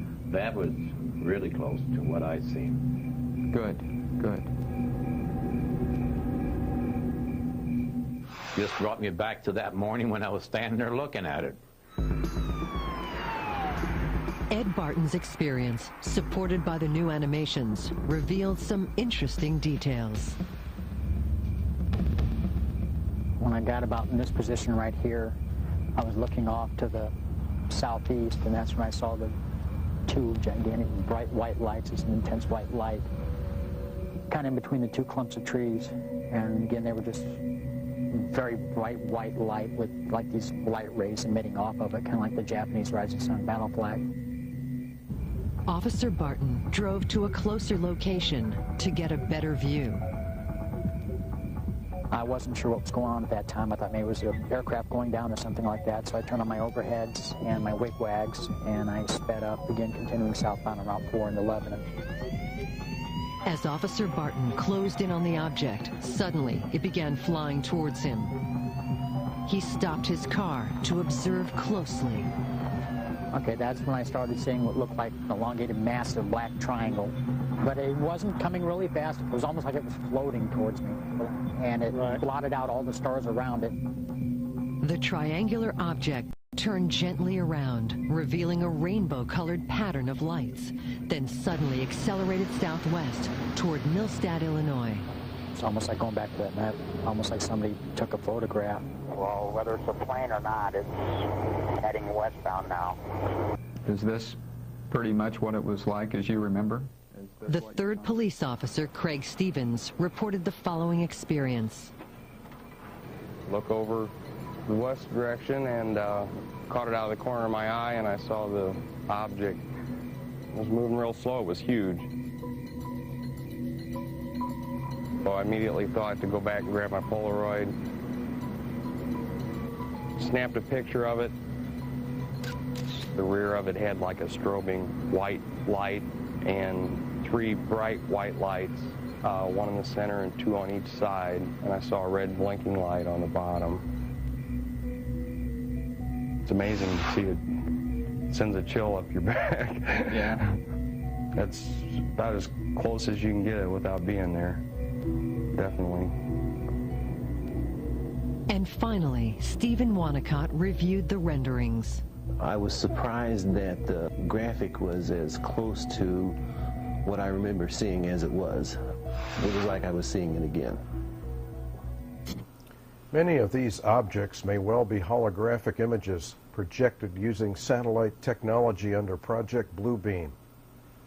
Bluebeam is a project to project the arrival of the Messiah, it is said, complete with sound projection and moving objects that will be broadcast all over the world. The ultimate goal is to convince the world that Jesus Christ was a liar or an avatar, but not a redeemer, thereby remove him from planet Earth as an object of worship and replace him with a false Messiah called the Antichrist. Evolution is the foundation from which the strong delusion operates. Aliens prove evolution, not creation. Illuminati cosmic operations. Are there bases on the moon and Mars? With the advanced technology witnessed by thousands of people, both in and out of black projects, then the claim of Alternative 3 that there are bases on both the moon and Mars are not unfounded. Believing the world faces doom, and with the technology available, the third alternative would be most likely. Signs of such activity might be found.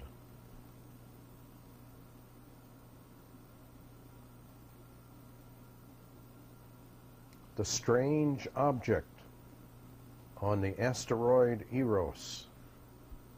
Very strange indeed. I'm going to zero in on it a little bit here. Notice that the smooth terrain is all around the object and that it is sitting inside of a smooth crater. In other words, it's anomalous for the area in which it rests. The object itself appears to have a number of elongated tanks all around it with a center protrusion. There are 2 that you can easily see in the sunlight, and there are 2 in the shadows. The shadow indicates a smooth top with a drop-off nose like a cockpit in a supersonic aircraft. What is this object? It looks like it's posed for takeoff. Is this an Explorer mission of some type by Alternative 3?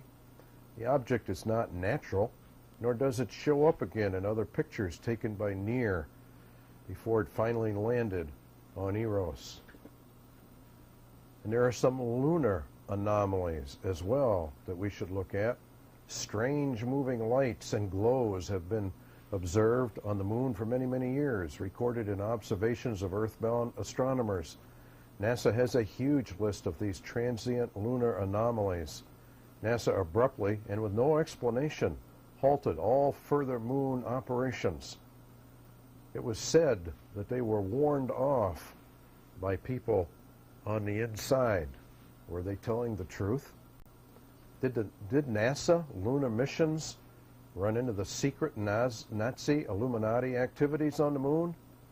Is this why NASA faked many of the moon shots? Because there was something there we were not to see? The Iron Mountain suggestion of a never-ending space program for public consumption may have run into the private secret interests of the Nazi Illuminati projects. NASA may have been never told about them. When their lunar program could have exposed a secret program, lunar exploration may have been ordered terminated.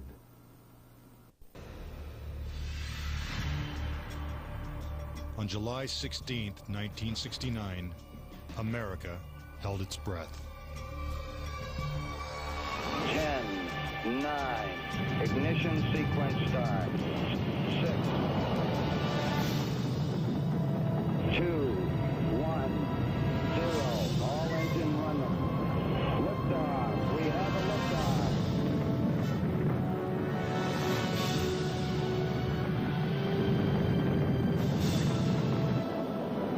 Apollo 11 blasted into space, beginning its 250,000-mile journey to the moon. During their 8-day voyage, the Apollo 11 astronauts saw spectacular views of the Earth, floated in a weightless environment, and supposedly went where no man had gone before. Guys looking good, down a half. Lights on, picking up some dust. 4 forward, drifting to the right a little. Contact light. Okay, engine stop. We copy you down, Eagle. Houston, Tranquility Base here. The Eagle has landed. But did it? Did they really land on the moon? Most of us think so. Millions of people watched on television as the lunar lander touched down, and these unforgettable words were spoken. That's one small step for man, one giant leap for mankind. But even today, there are those who claim that believing in man's one small step requires one giant leap of faith. Bill Casing was an analyst and engineer at Rocketdyne, the company that designed the Apollo rockets. There were many problems that evolved during the 60s that led people to believe that we're never going to make it to the moon.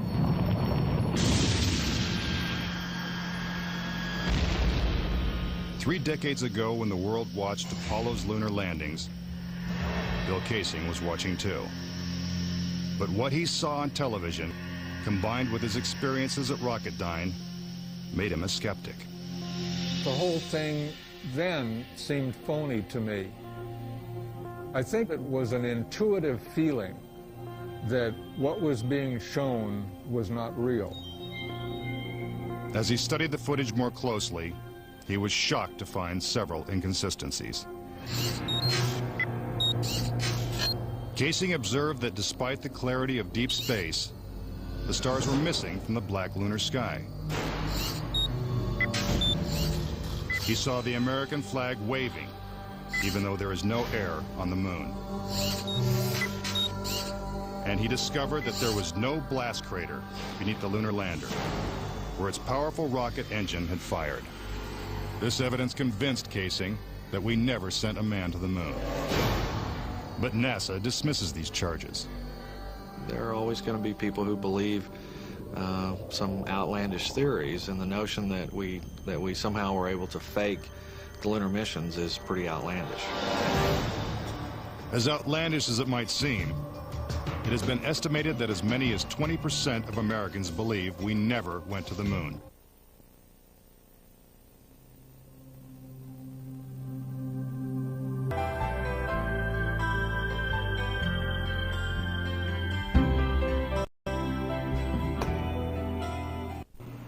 The evidence is very strong that NASA did in fact go to the moon and that astronauts walked upon it.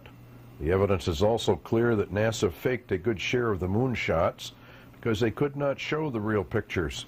As Groden said, the place was crawling with huge UFOs.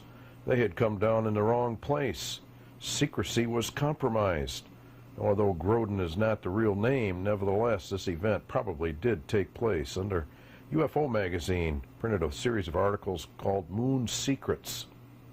In there they had a Carl Wolf who claimed he had seen photographs of a mid-20th century moon base. What was on those photos?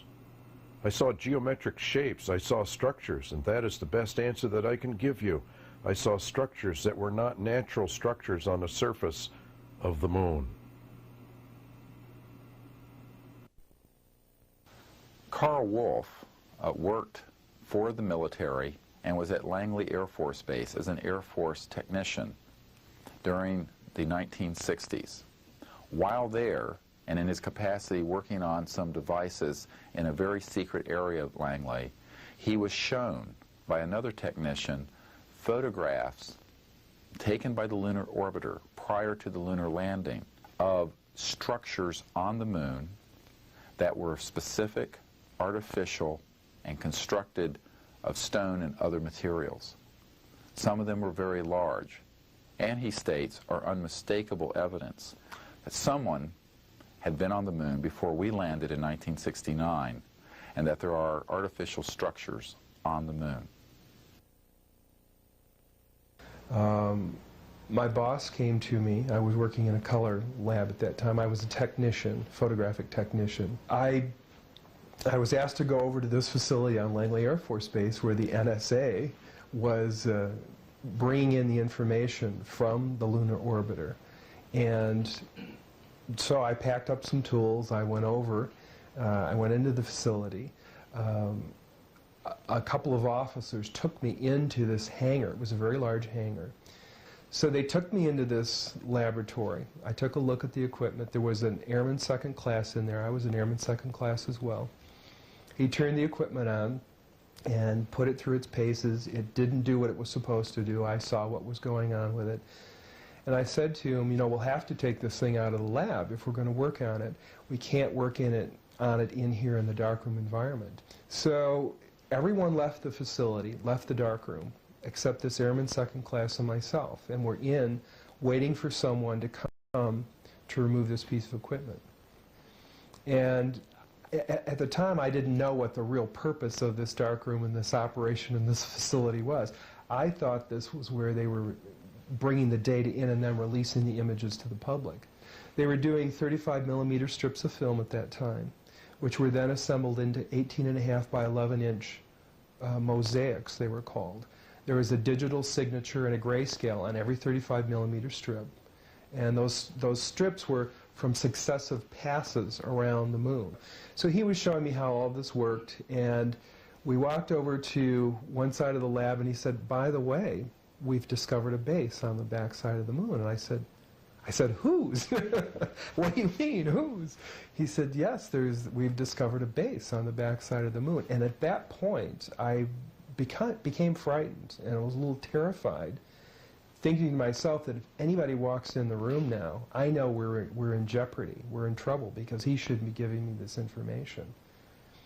And then he pulled out one of these mosaics and showed this base, which had geometric shapes. There were towers, there were spherical buildings, there were very tall towers, and things that looked somewhat like radar dishes, but they were large structures. If I compare it to what I'm seeing now, because I do have photographs that have artifacts in them that are similar to what I saw, They're massive. Some of the structures are, you know, half a mile in size. So they're huge structures. Some of the buildings seem to have very reflective surfaces on them.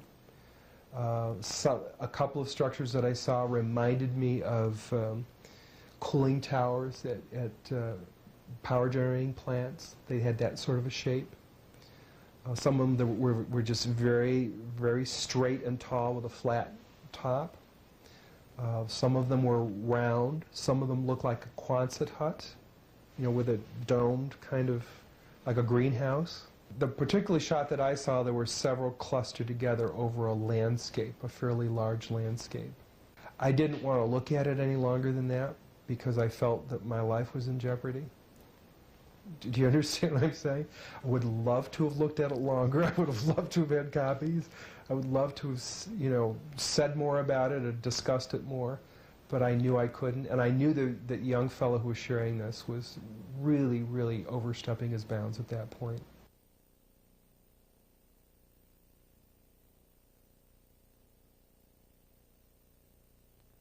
They said, we were going to show you a film that might help you best put into perspective what you gentlemen have witnessed and help you maybe put it to bed a little bit for yourselves. This thing went all the way up to the space program. It showed, and I swear to God, it showed structures on the moon, these box kind of things that looked sand-colored. It showed that lunar car moving around.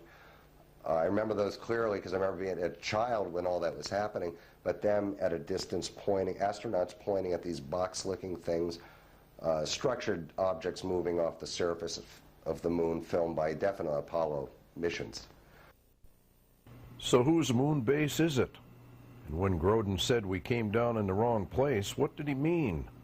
Alternative 3 got there first. The Nazi fallen angel Illuminati secret government was not about to allow their covert operations be discovered or disclosed. Their entire agenda for world domination had to remain secret. The near side of the moon's surface, the side visible to us here on Earth. The flags indicate acknowledged landings of American and Soviet craft. Among the spaceships the Russians sent up was the Vostok, supposedly not intended to reach the moon's surface. But in 1972, this sighting was recorded. More detail, please. Can you give more detail of what you are seeing? It's something flashing. That's all so far. Just a light going up on the edge of the crater. Can you give the coordinates? Well, there's something there. Maybe a little further down. It couldn't be a Vostok, could it? Well, I can't be sure. It's possible. The Russian Vostok flights took place in the early 60s. They were, as we've said, Earth-orbiting spaceships, not designed to reach the moon. So what are we to make of this casual suggestion by Houston Mission Control and an equally casual acceptance by the lunar module pilot that in 1972 an obsolete Russian spaceship is orbiting the moon, flashing its lights?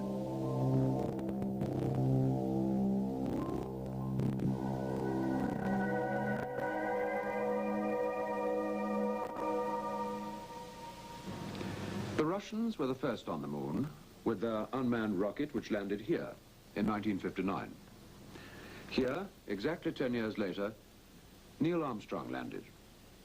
But our researches show another pattern of landings on the far side of the moon, the dark side, the side hidden from us here on Earth. Are we to assume that this remarkable grouping of American and Soviet landings is mere coincidence?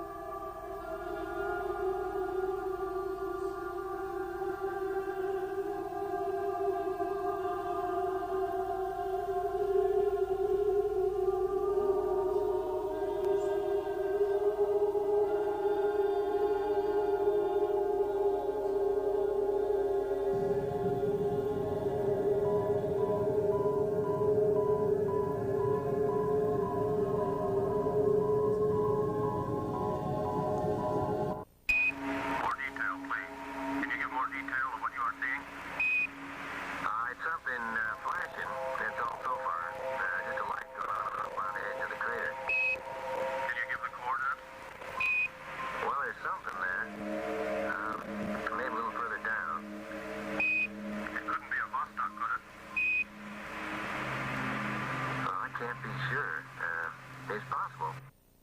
In the book Extraterrestrial Archaeology, Incredible Proof That We Are Not Alone, you'll find some amazing photographs. Here's one, and we outlined the UFO for you to see. That looks like a Hainabu 2, only one of their large ones, probably 400 to 800 feet in diameter, and there are artifacts and structures all over this crater area. And there are a lot of those kind of structures on the moon, actually. Here's one of the cigar-shaped UFOs seen leaving the moon. You can see how it's kind of in an upright position. These cigar-shaped UFOs have been seen all over the world, and the descriptions of them are almost identical. They're very, very silvery. They sort of float along, and they are relatively large.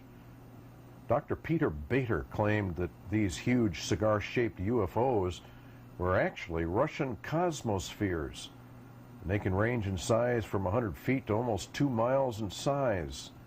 The Germans had plans for such cosmospheres already on the drawing boards. If you will recall the plans you saw, these huge objects have been photographed on the moon and in orbit around Mars, as have huge motherships of the saucer variety. Prophecy would indicate that the Nazi fallen angel Illuminati complex have built a huge fleet of these on both the moon and Mars. They will be used in an invasion of Earth to set up the real New World Order of the Beast. This complex operates in total secrecy and is coordinating affairs on Earth with their moon and Mars operations, and will invade to rescue mankind and set up their Elohim New World Order under the false Messiah. The arrival is called lying signs and wonders by the Bible, and it is the actual arrival of the Antichrist. It will fool the vast majority of mankind. They are on the moon, and the proofs are substantial. They are. What about Mars? The amount of proofs that Alternative 3 is on Mars is substantial. Has been found by me, confirmed by by Earl Torn. It's not just a joke. Yeah, I'm sorry, do you have a question, though? I mean, we want to... The question is, has anybody in your group mentioned any part of the Mars? Yes, we have a very significant witness who in your materials is only identified as AH. It's AH. He is a deep throat. He's Boeing Aerospace, who works and has a friend at JPL that can confirm that we know and that classified compartmented areas of NASA know that there are, in fact, artificial structures on the surface of Mars. We can prove this in open hearings. Testimony of AH. This is the actual written testimony. They, NASA, know it's a face. They know that it was carved by somebody other than us. In an imaging area, they know for a fact that the face on Mars is real. They know for a fact that the face on Mars was made from an extraterrestrial race that came to Earth about 45,000 years BC. They set up civilization here on Earth and went back and forth from Mars to our planet Earth to give us information and to further the race they created, which is us. The Bible says that is a flat-out lie, the very foundation of the strong delusion that will sweep all Christ-rejecting, creation-rejecting people into eternal hellfire. And this is serious. The Antichrist is referred to by the prophet Daniel as the God of forces, also known as the God of fortresses. Mars is the planet of war. There's absolute evidence of walled cities on Mars and of ancient pyramids of different types. And it was not extraterrestrials, but Satan's kingdom that went back and forth from Mars to Earth, and God destroyed his kingdom, destroyed his going up and down in the stones of fire. Mars is to play a central role in the unveiling of the Antichrist and the lying signs and wonders of the arrival of this God of forces posing as our creators. It is for this reason that the occult forces of Hollywood are producing all of these Mars movies and documentaries for television. We are reaching the apex of the evolution conspiracy. In the Old Testament, the word Baal is actually a reference to Mars and the God of forces. The ancients worshipped Mars under the names of Baal because Mars had an orbit that came very close to Earth on occasion and caused great Earth changes to occur when they passed by each other. Now, Jesus Christ said that as it was in the days of Noah, so shall it be again. That reference may well indicate that when the powers of heaven are shaken, the Mars orbit will once again change, and Mars will once again be worshipped as Baal by modern man. There is nothing new under the sun. What was will be again.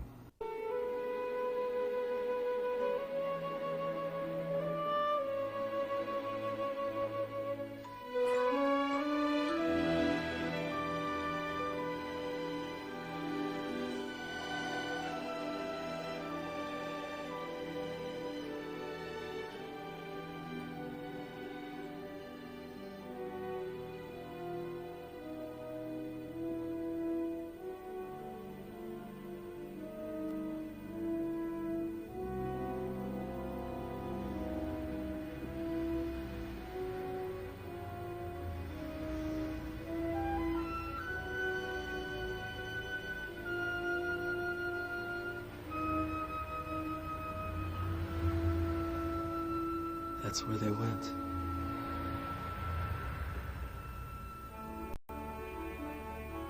Look. One stayed behind.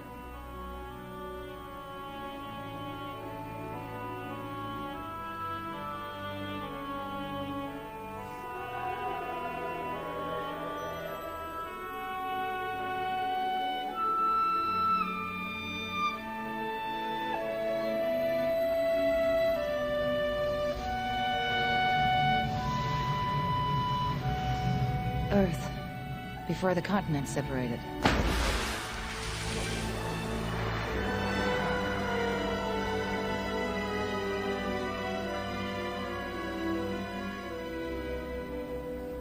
My God, that's it.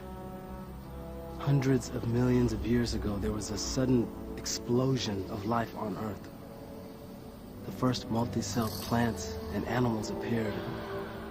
No one has ever understood why or how it happened.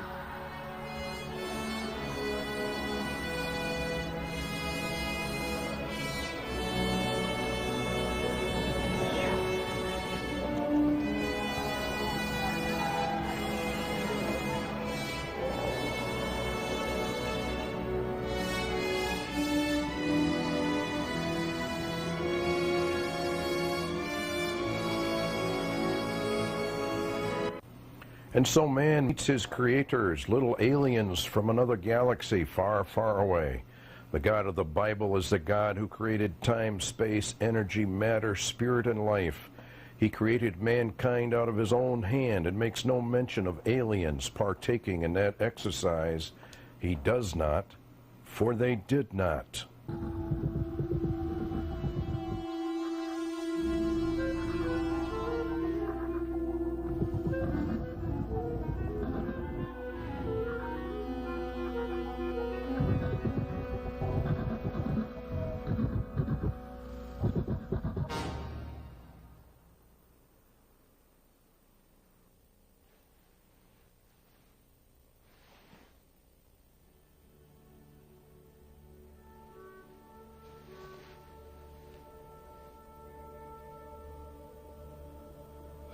Look at that, Jim. It worked. Oh, God, it worked. Guys, I don't know what the hell we just did, but does that look to you like a hostile gesture? No. More like an invitation. Or another test. Check for radiation. Normal. Seismic normal. Anemometer steady. Luke, does the rover still work?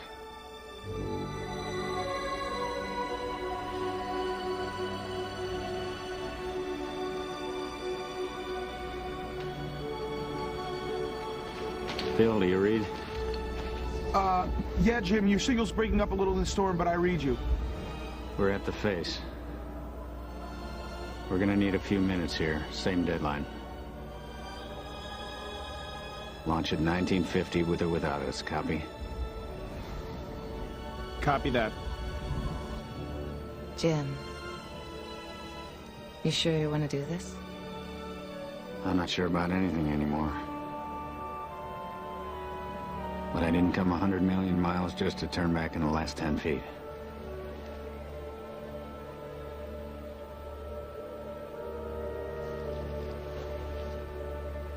Yeah.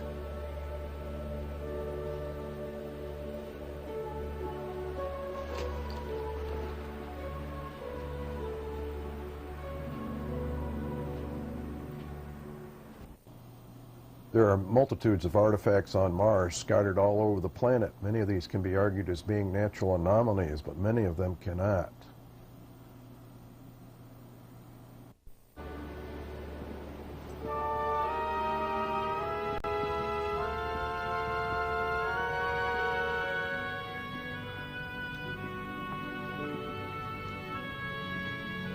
Look.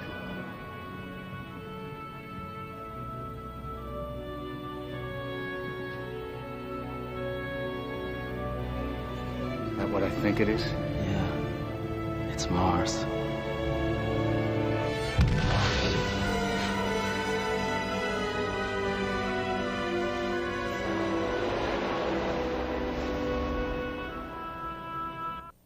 God does not say exactly how he destroyed Satan's kingdom, but the concept here is that this kingdom was destroyed and that this led to the creation of man on earth. Of course, the scripture totally denies that. We do know that God said he set Satan's kingdom on fire. Yea, hath God said. There's always been a source of fascination to mankind and a mystery. In the early days of astronomy, Mars was believed to have artificially constructed canals, which was taken as evidence of intelligent life on the planet. Later, this theory was discredited. In its place, we had a picture of barren, inhospitable planet, inimical to the survival of any form of life. Then more recently, an interesting idea was put forward. Suppose life had existed on Mars. As the climate and other conditions worsened, any surviving life would have formed into a state of hibernation, awaiting the return of more favorable conditions. It was even suggested that the atmosphere which had sustained life may have become entrapped in the surface soil of the planet. There was an occurrence several years ago which made this theory very persuasive. Mars has always had a covering of cloud, varying in density at different times, until the time of which Dr. Gerstein spoke, when the cloud thickened to a degree never previously observed. This happened and was scientifically recorded in 1961. It was obvious that storms of colossal proportions were taking place on Mars. When the clouds eventually cleared, some remarkable changes were seen. The polar ice caps had substantially decreased in size, and around the equatorial regions, a broad band of darker coloring had appeared. This, it has been suggested, was vegetation. Carl Gerstein's theory was that these storms could have been caused by a nuclear explosion delivered from Earth. The same year, the Russians had a great space disaster. Only the various facts are recorded, the rest was kept secret. A rocket blew up at launching. Numbers of people were killed, large area devastated. What were the Russians trying to launch, and did they succeed? Was the rocket carrying a nuclear device, which would account for the devastation caused, a nuclear device which at a second attempt was delivered to the surface of Mars, causing the dynamic changes recorded in 1960?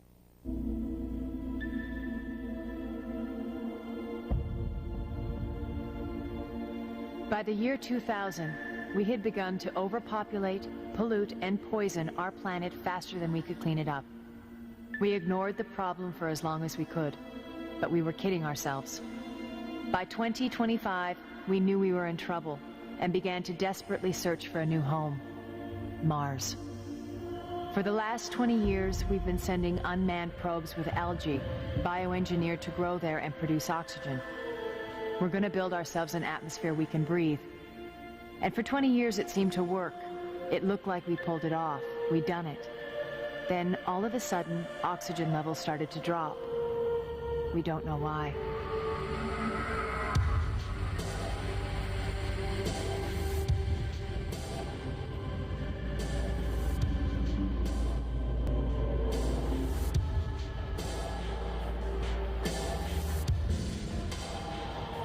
The international community has thrown all of its resources behind us. It's the greatest undertaking man has ever attempted. Our ship, Mars 1, is too massive to launch from the surface of the planet, and we've shuttled here to the high orbit space station for a low-gravity launch to begin our 6-month trip. The first manned mission to Mars. The hope and survival of mankind rests on us.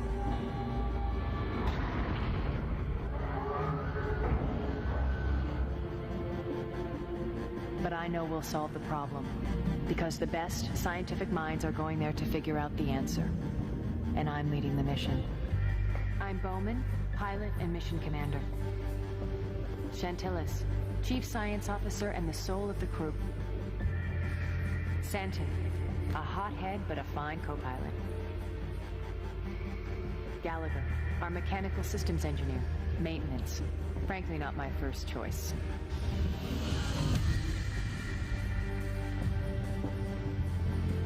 The 2 civilian members of the team are Birchnell, one of the world's leading bioengineers and his own greatest hero.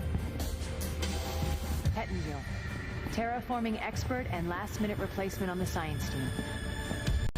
And packed away in her box, Amy, autonomous mapping, exploration, and evasion, a multitask robot on loan from the Marines.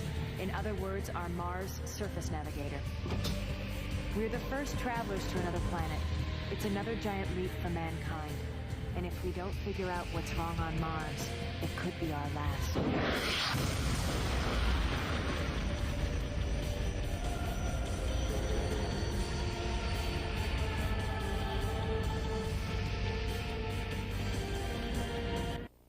Alternative 3 says the first landing on Mars was 1962 and that life was found. Using the jukebox decoder, they finally play the NASA tape. However, with operational anti-gravitational sauces, they may have been there long before then. Circuit and played once again the videotape that Sir William Ballantyne, before his death, had sent to his friend John Hendry. This time, we obtained an acceptable picture, which you are now about to see as we saw it.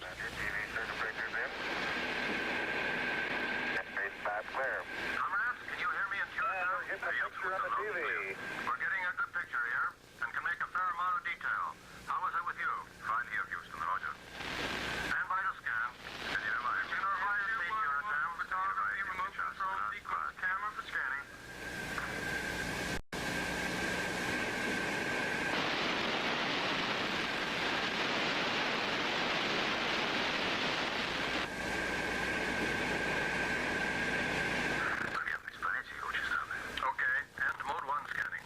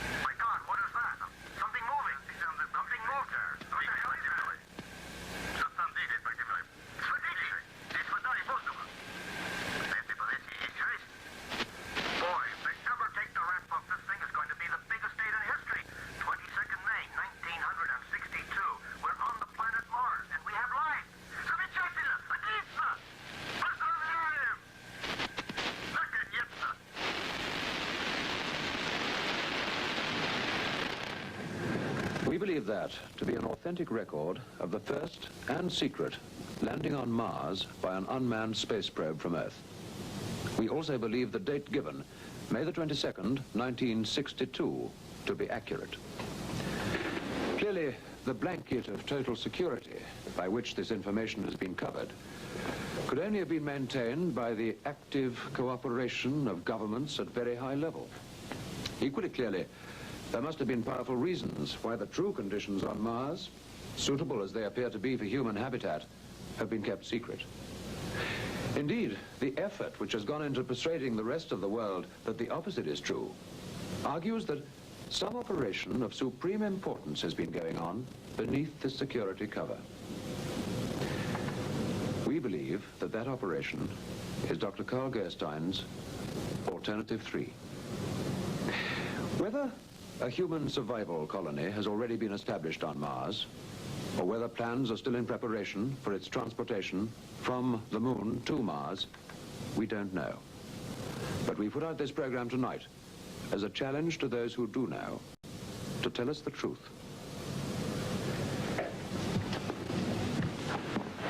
We regret if the implications of what you've seen are less than optimistic for the future of life on this planet. It has been our task, however, to present the facts as we understand them and to await the response. Greatest threat to the survival of humanity comes from impacts, at least the greatest threat we know of. On the scale of hundreds of millions of years, we must learn to defend ourselves from these impacts. And there are really two ways to go about it. One is to have a defense system that could shoot them down before they hit the Earth. And the other is to develop independent colonies of humans on Mars, for instance, so that if something terrible happened to the Earth, our civilization would survive on Mars and could backpopulate the Earth again. In Martian biospheres, geneticists husband the life forms of planet Earth.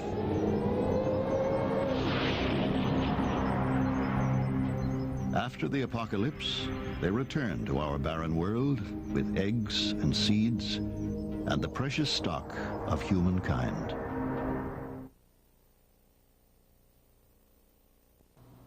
The suggestion of scientists for a survival base on Mars has in all probability been accomplished by Alternative 3.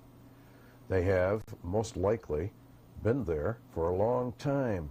Notice the large dome structure with surrounding smaller domes as portrayed in 3 minutes to impact.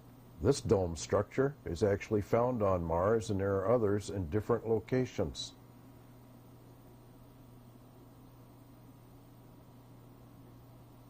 Here's an artist's rendition of the dome from a side view, and it appears very, very much like it's some sort of a living quarters or greenhouse or some sort of protective structure.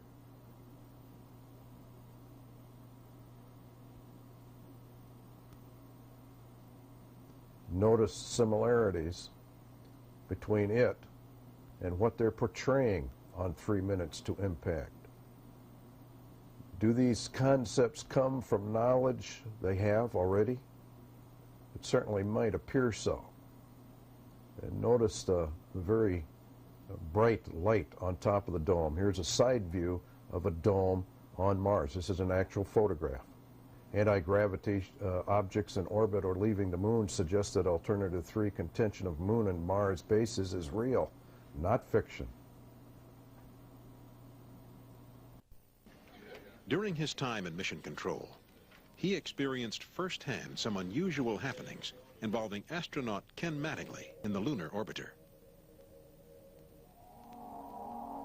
The one most peculiar sighting of something that we never found out what it was, and we thought it should be easy to, was the sighting of flashes on the surface of the moon by Ken Mattingly during the Apollo 16 mission.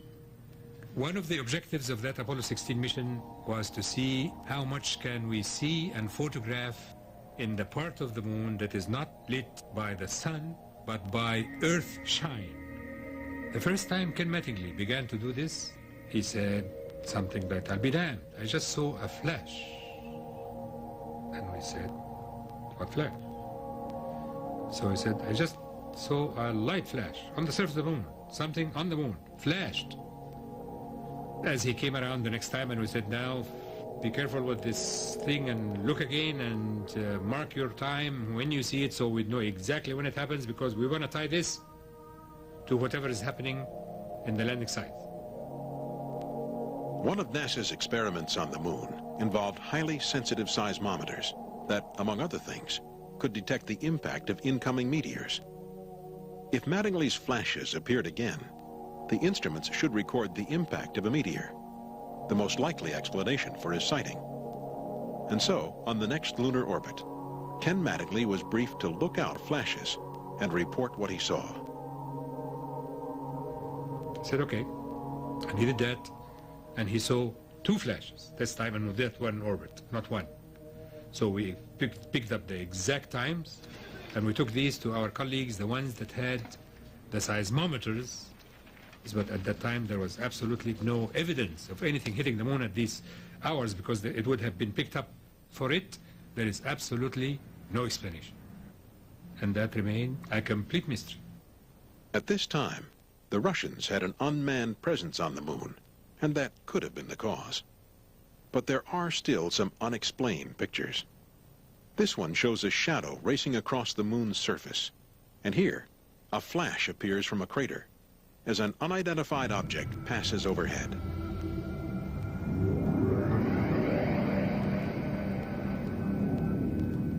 There's a funny object right there. And the astronaut's going to pan around here. Notice the moon never goes out of sight. There it is again, and the object, it's changed. Dr. Jack Kasher has studied this film and is convinced that it shows a UFO on the moon. Head of physics at Nebraska University, Dr. Kasher's academic background is impressive.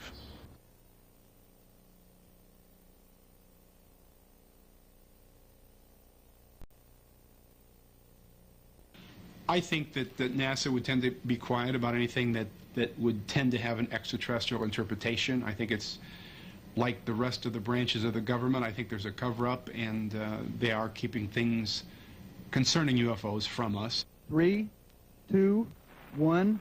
Booster ignition and liftoff of Columbia on a life sciences mission for Earth and space. The fact is, there are unidentified flying objects in space, and even on the way there. This one appeared in the middle of a shuttle launch. Space Up Huntsville, we have switched to TVC-2. On another occasion, on mission STS-73, astronaut Katie Coleman is heard to announce loud and clear that she's just seen a UFO. We have an unidentified flying object. Is there something going on in space that we're not being told?